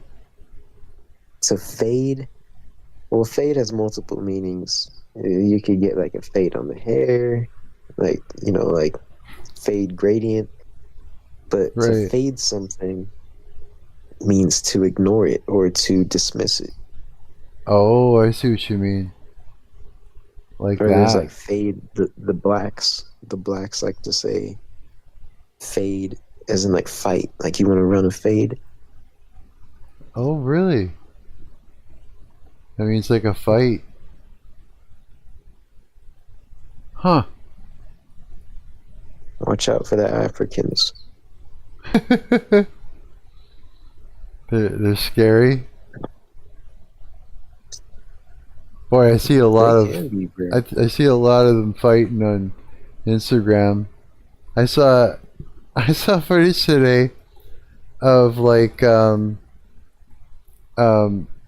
they fight in groups with each other. There was like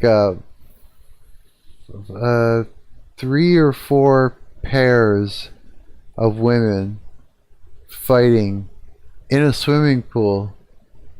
They're all ripping each other's wigs off and shit, pulling each other's hair and punching, and yeah, I was just like sitting there watching, going, "Oh, at least they're not breaking the 'don't drown them' rule," you know, because they could have just they could have easily just drowned each other. But yeah, ripping each other's wigs off. It is kind of comical to see that. It is to see see a wig get torn off.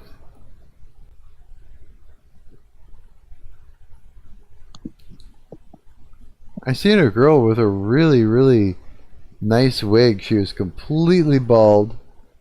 I guess for some reason, and her wig actually had a proper hairline. You know, like the smaller hairs and stuff like that. And it was like she used like spirit gum. You know what spirit gum is? Have you ever I don't.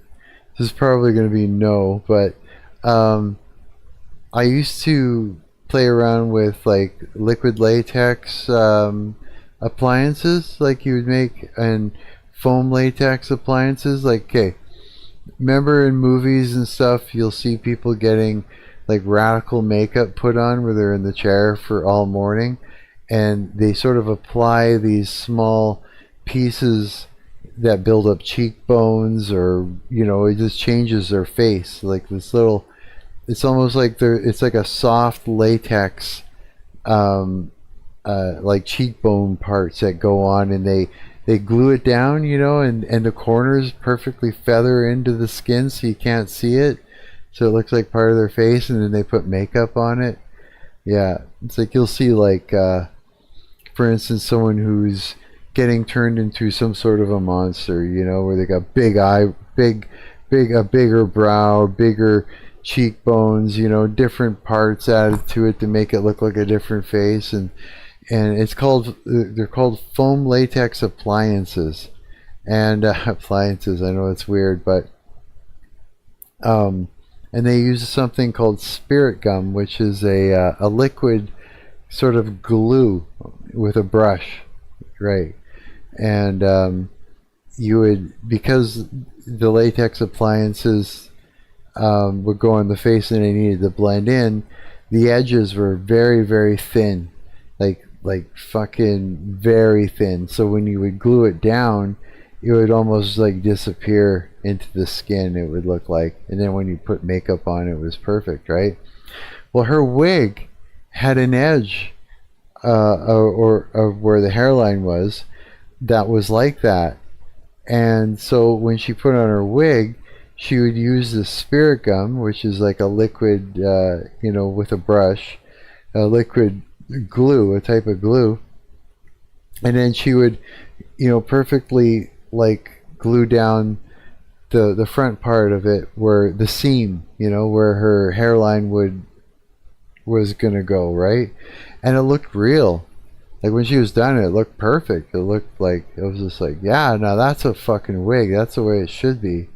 As I was thinking, like I've had wigs for I had a wig for when I was in that Motley Crue clone band, and I was playing the role of Mick Mars, because I wasn't gonna cut my hair like that, so I went and bought a wig and modified the wig until it looked like his hairstyle, and I would just put that on my head for the night and everything. And mine was like cheap. It was a cheap ass wig. And then Crystal had one, a girlfriend that I had there for 9 years. She went and bought herself one just to have, something different.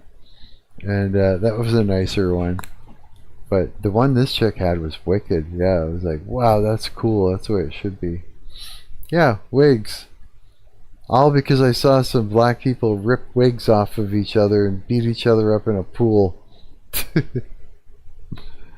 That's why that came up. Yeah. Holy shit, I'm gonna have to make coffee soon. And everything. Some crazy shit's about to happen. I don't know what it is. You can feel it? I don't know if it's going to be Puku or Cuck or what. It's in the air, But, huh? It's like in the air? It's here, bro. You've already breathed it in. It's in your lungs. I knew it! Okay, I'm pulling it up on my phone. Let's go have a look. See if there's any change that happened. Oh, no, nothing's changed, but... Oh, okay, I'll close it then. No one knows about this yet, bro. Like, not even the people that are here Really? really know. It doesn't seem like... They haven't posted about this since they launched it. Really? So this is like new. They posted, they said, void to 20%. Void to 20%. Void's not at 20%. Really? But Puku is at 25. Really? 25. Dude, this is wonderful. Yeah, I'm stoked to find out how it's going to turn out. I really am, yeah. Oh, man. I think they deleted something. I swear they said, like, next 30 or something like that. Really? You know, I remember I used to stay up streaming till like 8 o'clock or 8:30, and then I go to the store and get a bag of Doritos, and I don't do that anymore. I don't eat junk food anymore. And now I'm like sitting here going, 6, 7, 8, 3 more hours, and I can go to the store and get, I don't know. I don't need anything. This sucks. I like that whole looking forward to going to the store thing, but I just don't want to eat junk food anymore. Yeah, I had enough. I want to be healthy, And so, yeah, I am eating healthier. It makes you feel better after too. Plus it tastes better, it's more enjoyable. The only thing I liked about junk food is that you just rip the package open and start eating it. You didn't have to fuck around. But it's just like not so good for you. Did somebody change Doritos? Like, did you notice that they're thinner? They're not as good anymore. Did you notice that? Doritos, though. Those I haven't tacos? really eaten Doritos. They used to be thicker, and there was just a lot more crunching. Now they're like thin and cheap. It was terrible. Let's find out. Have you ever done acid? No, I've done like very small doses of mushrooms though. I even microdosed, like I'd microdose for like fucking a month. Not a month, but what I used to do was, because like having like complex PTSD, right? Like I did. I'm fine. I feel fine now, but that's what I was experiencing. I was at a certain age. I wanted to unlock all those traumatic memories and deal with them, and I felt that if I microdosed, that maybe that would be beneficial, right? And so I would get like I used to go buy like an ounce of mushrooms and then microdose them until they were gone. Yeah, so it'd be like every day, a couple times a day, I'd take a little bit of them, just a little small couple stems or little, used to get these ones called golden teachers, and I chew them up with scissors, put them into, not chew them up, but cut them up with scissors, put it into a spoon, and I boil some hot water, put it in a cup, put that in with the spoon and stir it, let it sit for a while, and then I take the mushrooms out and throw it away, because that's what gives you the stomach ache. And then I drink the tea, I guess, that I made with it, and I'd have a slight glow for hours.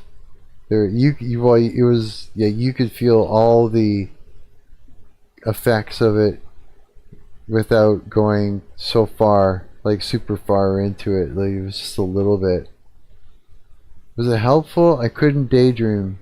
I couldn't sit and create anything in my head when I was microdosing them. It pissed me off. Yeah. But I don't know. I don't suggest it. I don't think it's a good idea.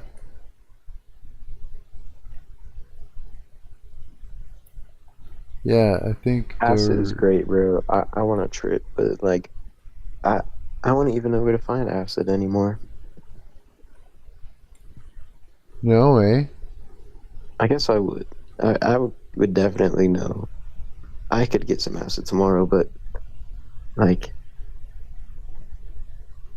I don't know if I'm ready to go trip again. I wouldn't. It's not good for you. There's just too many nasty versions of acid out there right now that isn't acid, where people are tripping for like days. That's true. Yeah, for sure. It's like super Not even dangerous. tripping for days, but just like shit that's not acid.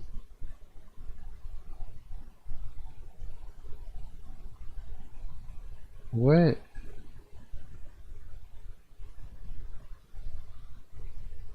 Yeah, they did change. Yes, Doritos underwent a major recipe transformation by releasing simply NKD versions.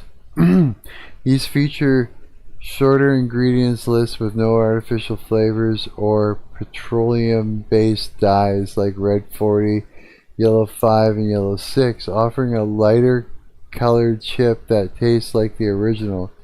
Tastes terrible. What are you talking about? If you're noticing changes in the traditional bags, you aren't alone. Customers are expressing mixed opinions online regarding flavor, intensity, and texture adjustments. Yeah. While many longtime fans feel seasoning recipes have been toned down or altered, especially Cool Ranch, the manufacturer maintains that the core iconic taste has not been fundamentally changed. The simple NKD line is an additional option for customers, or original recipes remain available. Oh yeah. Yeah, they're terrible. They're thin.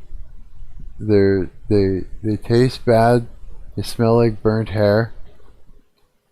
A little bit. I don't know what they, you know. I mean, it says what they did, but it tastes like hell. It tastes like a bag of shit. It's like a bag of hell. Just demon balls. Exciting. Oh my god. What's that? But I'm discovering the secrets of the universe right now. Are you? Interesting.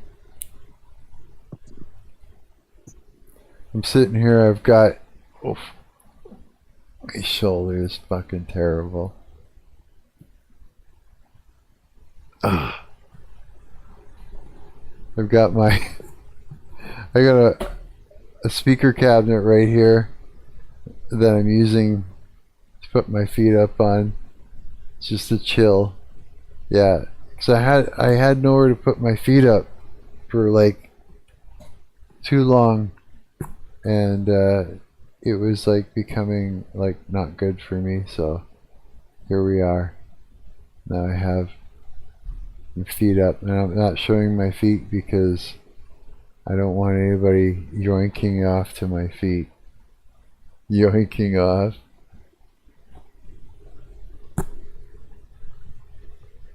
Because if my luck, it'd be some fucking gay guy jerking off to my feet, and I can't handle that. That's not okay. I've made threats that I was gonna do that on Instagram a bunch of times. Just like, fucking drop a heart or the next picture is gonna be my feet. Nobody said anything. I'm just like, I don't want to have to like follow through with that.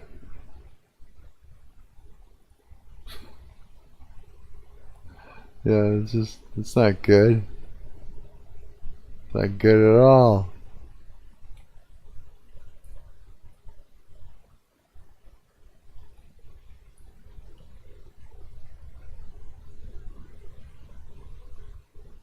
Every time I move, I have to adjust the light. Sometimes I move it super far away.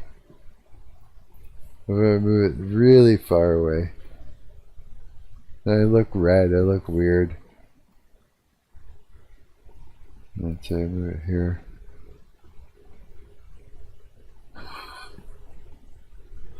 Fuck. If I bring it down more while I'm down The here. opportunity is immense. You're tripping balls, eh? In a good way? You could literally just buy anything. Bean coin. Just start going nuts. Just start buying coins like crazy. Bro, you could actually just pretty much buy anything right now and make money. Really? Why, everything's just skyrocketing everywhere right now? Very soon, bro. We saw the early signs of what's coming, and it might just be like a little, just like a, I don't know what that would be called. It's gonna be big though. It's coming back. We're here for another cycle. Really? Fucking wild, dude. The Yahoo address. Well, it's yay. Yay coin.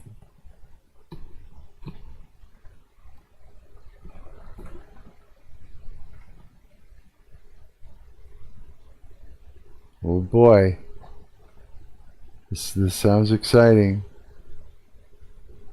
Yeehoo. You like yeehoo? What's Yahoo? It's the sound you make when you break free from the simulation. Yeehaw! Yahoo! Hang on a sec.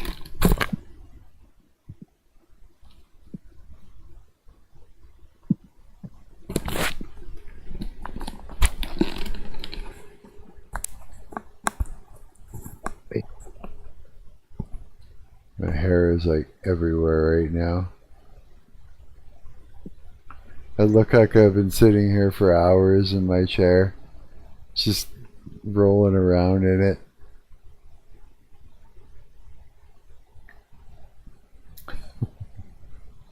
Looking worse and worse as time goes on.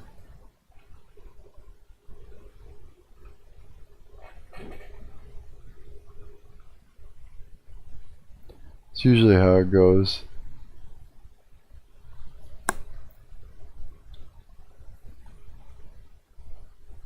It's like I'd start off the stream and I'd look all like, you know, nicely put together. By the end of the stream, I'm melting. I'm just like falling apart. Fuck. Looking all like shit.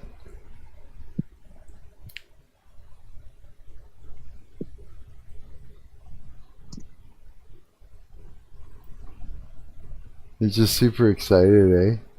Well, I am too, actually. I also can't wait to see how this turns out. I think this will be good. It makes no sense. It makes no sense? Really? No, it makes no sense. Yeah.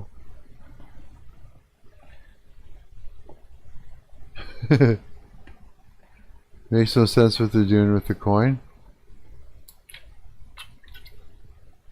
Yeah, it was all done like undercover, bro. They bought $1,500 of this coin and sent it into the void, like without even. No one really talked about it. No one said anything, and the coin hasn't even bonded. Like the money that's going to be made off this coin, I don't even know what it'll be. Really? It's probably higher than I even think is possible. So that's what it means, eh? By burning the coin. They just like, when you say they tossed it into the void, they just got rid of it? Like they burnt it up into nothing? Yeah, so the value of anything is determined by the price of it and how many of those things exist. And you multiply the price by the amount to get the total value of everything. Right. And the thing here is 1/4 of the entire supply is gone, like forever. So they did that to make it more scarce then. It's more scarce, and that means that when people buy, it pumps harder. This is basically Holy liquidity shit. too. So You're now people are going to kidding. be able to dump on this token, on this holder, which is the void. Holy shit, dude. That's smart. It's just it's gonna pump easier, and you're gonna be able to sell more. Wow.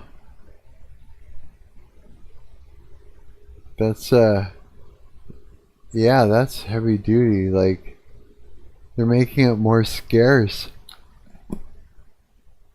It's already a massive concept as well, like this new launch pad, and then they're having this is not the only one. I mean, The void coin is at like almost 20% voided, I think. Really? Oh shit. Yeah. That one has a lot of hype on it. But this one, I say it makes no sense because 25% of it's gone, and the coin it's at 6K market cap, which means it's worth nothing so far. Really? It's basically worth nothing. Oh shit. Yeah, it's gonna be good. I can't wait to see what happens. Yeah. Oh. It should be surprising, bro.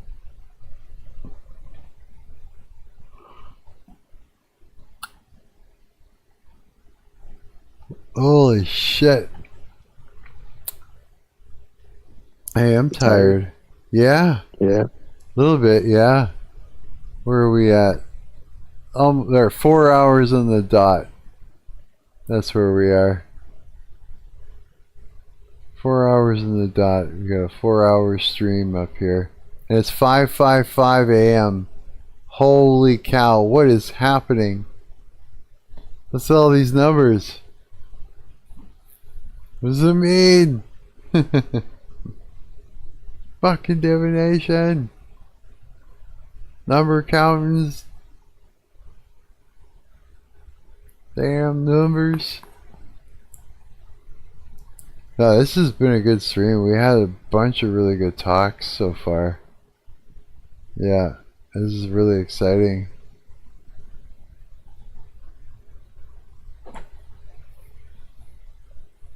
Chill too. I wonder if I should. Let me try this something.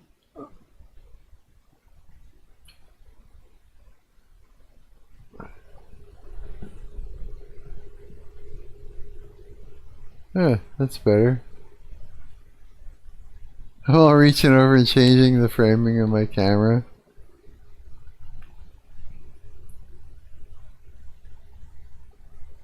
Yeah, I'm like this big speaker cabinet is my footstool. I'll show you. Where is it? Right here. Oh, can't actually see it.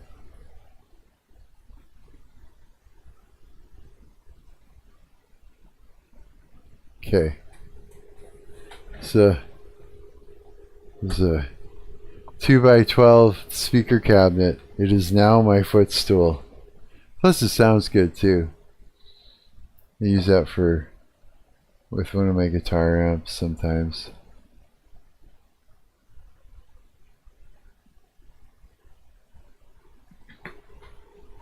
There.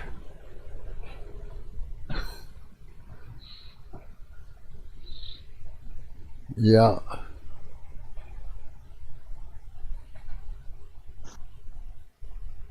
Trying to get comfortable. My guts are hurting right now.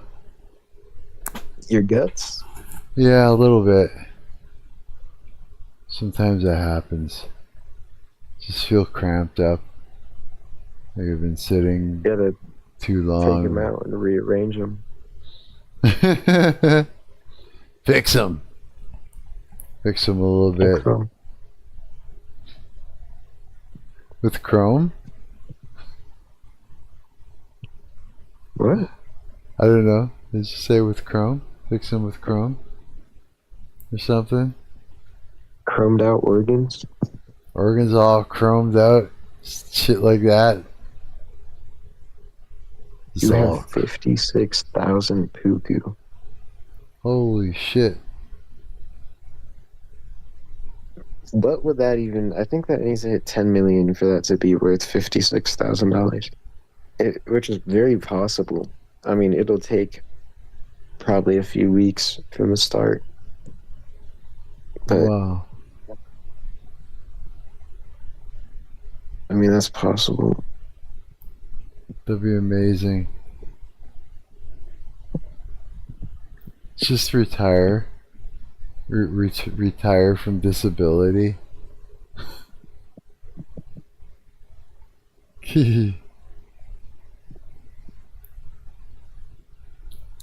Yeah, I gotta find myself a 1-bedroom somewhere. I do. Well, 50,000 is not enough to retire. No, it's not. It's a lot.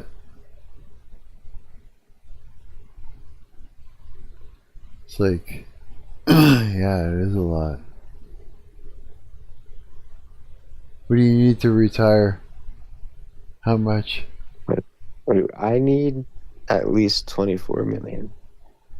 24 million At to least, retire? yeah, bare minimum. What would you So, do like, with not care anymore? Yeah. What would you do with all that money? I mean, life is very expensive now. The thing is, like, we're so caught up in, like, the old value of money. You go to the store, a chocolate bar costs $3 American. That's like $5 your money. Oh, I It's, know. It's stupid. Yeah. yeah, I mean, 24 million is a lot of money, but it's really not. I mean, sure, you could buy some nice stuff, but that'll run out very quick. Can $5? I think it's like $4.99 for a bag of Doritos. I don't know if that's even cheaper than it used to be when it came out, or what. Weren't Doritos always fucking expensive as hell? When Doritos came out, I think Doritos are like really old. Mm-hmm. They're probably like 20 cents when they came out. No. Probably like 25, 50 cents or something. Shit. Okay, hang on. Wait, here, let's find out.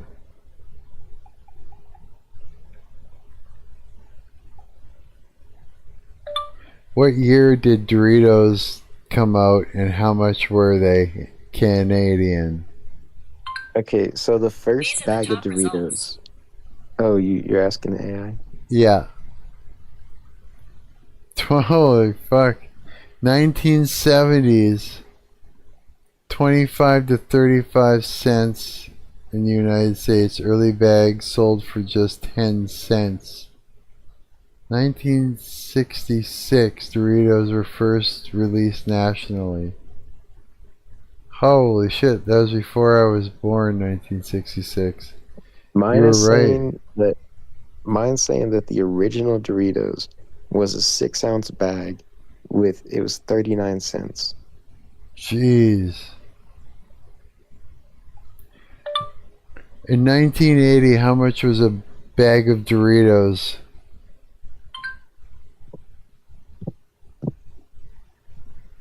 $50 to 99 cents, depending on the size of the bag and the specific grocery store. Holy shit.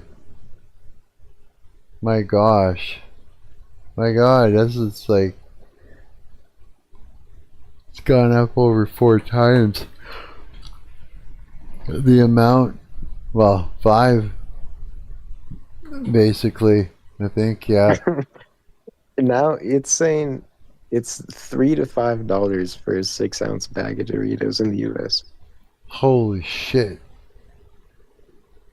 Yeah, that's crazy, dude. That's a stupid amount of money. $3 to $5 for a 6-ounce? No way. Yeah. That seems like a lot. I think it is a lot. It's like too much, I think. Yeah.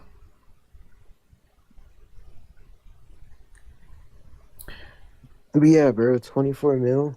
I mean, you could buy a house, a couple cars, maybe another house, Wow. and then you're pretty much fucked because you're gonna want to go on vacations and shit, and then you're out of money. It's all over.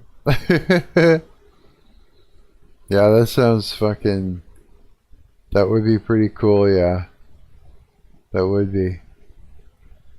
I know, I think I would continue to live simple. As, you know, I don't think I would do much more different than this? I don't think so. I go to the bathroom. I'll be right back, okay?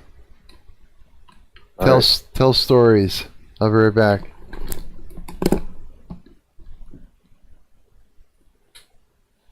I don't have any stories. I don't have any good stories.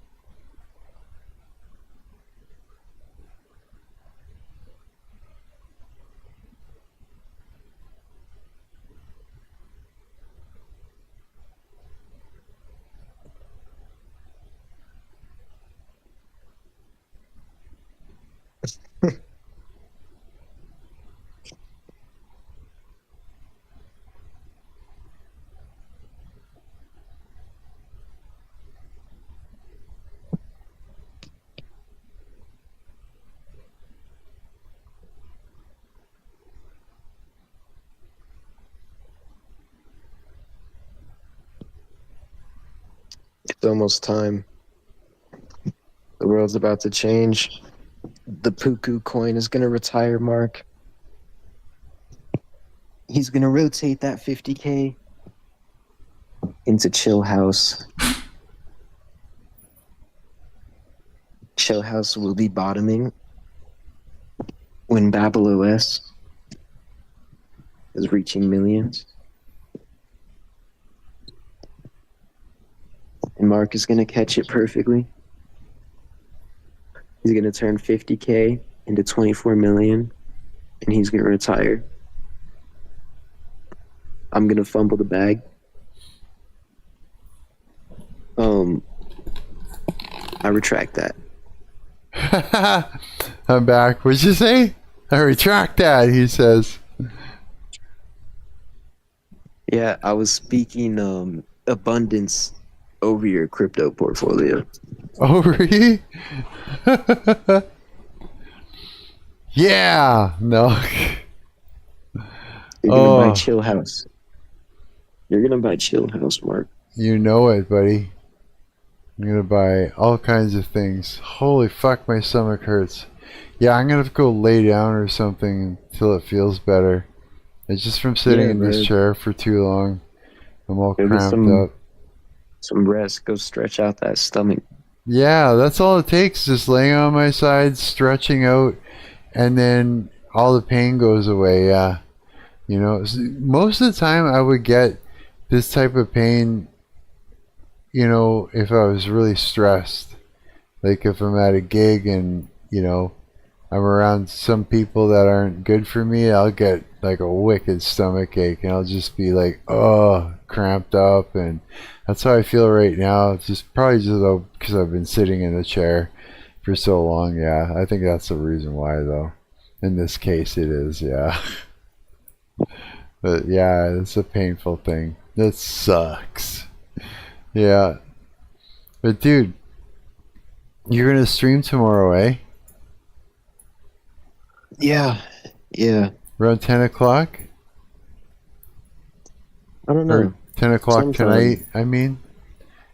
10 o'clock tonight or whatever? Okay, let that be known. Let's plug your Kick channel. What do they look for? Maybe put it in the chat if you got a link to it. Stick it in the chat there. I don't have a link, but No? I got my username is just Diljen. Spell it in there. There you go. Diljen. Okay. So that's the username? Okay, so we'll... And you know what? If you guys are watching the VOD or whatever, look in the description. I'll of the YouTube video. I'll find the link. I'll stick it in there. Yeah, for it's sure. okay, bro. You probably won't be able to find it. It's a new account. I just made it today, so. Okay. Well, I'm sure I'll find it through your username. Just go to Kick, pop it in there. I'll find it, and then I'll put it into the description. Yeah, it'll be good. Absolutely. Yeah, and I'll come jump on voice chat with you. We'll hang out. That sound good? Thanks, bro. You're welcome. Yeah, Thank I'll see you you tomorrow. too. Okay, sounds good, man. Peace, love you, buddy. See ya. All right, peace, bro. Sleep good. Thanks, Peace. man. You too. Bye.